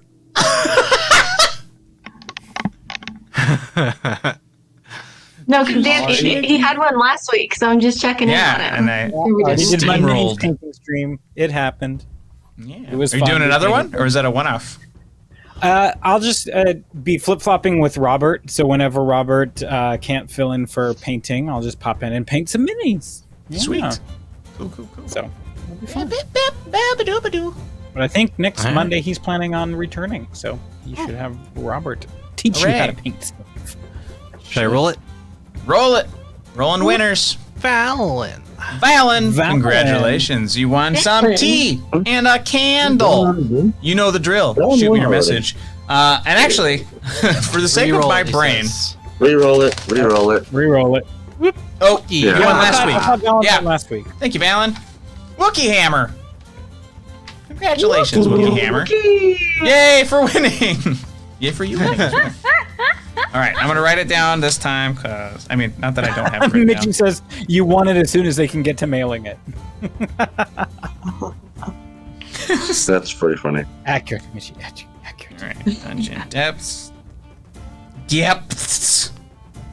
And the cake is a lie. Cake is lie. Wookie Hammer says, but I already won once. God damn it. All right, roll it again. Oh. All right. Oh, again. Thank you for your Bane honesty, Wookie. TBC. Thank you guys. That's Bane TBC. Congratulations, you won a thing. Bane That's my new TBC, name. you are the new winner. Congratulations. Third The time's a Burning charm. Crusade? TBC. All right, Bane. So Bane, you haven't won before. That's a new name. So here's what you got to do: go into the Discord. So join our Discord, discord.rollforhotness.com, or follow the link in the chat, and then shoot me a message. I am Danny (Perception Studio), and give me your name and your mailing address, and we will get it out to you. Again, these probably won't all be going out, including last month's. We apologize, but they're still going out. You'll get them. They're free. Don't get mad. And and we'll be getting those to you ASAP. Yeah, so very exciting. So do the thing, and we'll see you all soon. So as always, we're going to pay our love forward with a raid. Who we got lined up? Let's see. We are gonna raid Xiao Jordan. Xiao Jordan. Yeah, go give Chow Jordan all the loves. Jordan's super fun. Plays lots of D&D and stuff. Plays lots of cool games. And it's just fun people. So be awesome. And if you think anything you saw tonight was worth at least $1, please consider joining our Patreon. Thank you for the sub, Short Trooper. Oh, buddy. Please consider joining our Patreon. We've got some behind-the-scenes content, which we're about to shoot immediately after this. One is called Behind the Legacy, where we do a talkback show for this show. We answer your questions, we do all that kind of stuff. And at tiers 3 and above, you can get yourself an exclusive enamel pin, Perception Studio pin. Every 3 consecutive months, you will also get a different pin. So the current one is the Kawaii Chunk pin, and then it will be the Cucumber pin, followed by the Willow pin, followed by the Brian pin, and so on. But it'll be super fun. All right, y'all. And we are going to raid. See you later. Bye! Sword. Stick sword. Bye. Wow.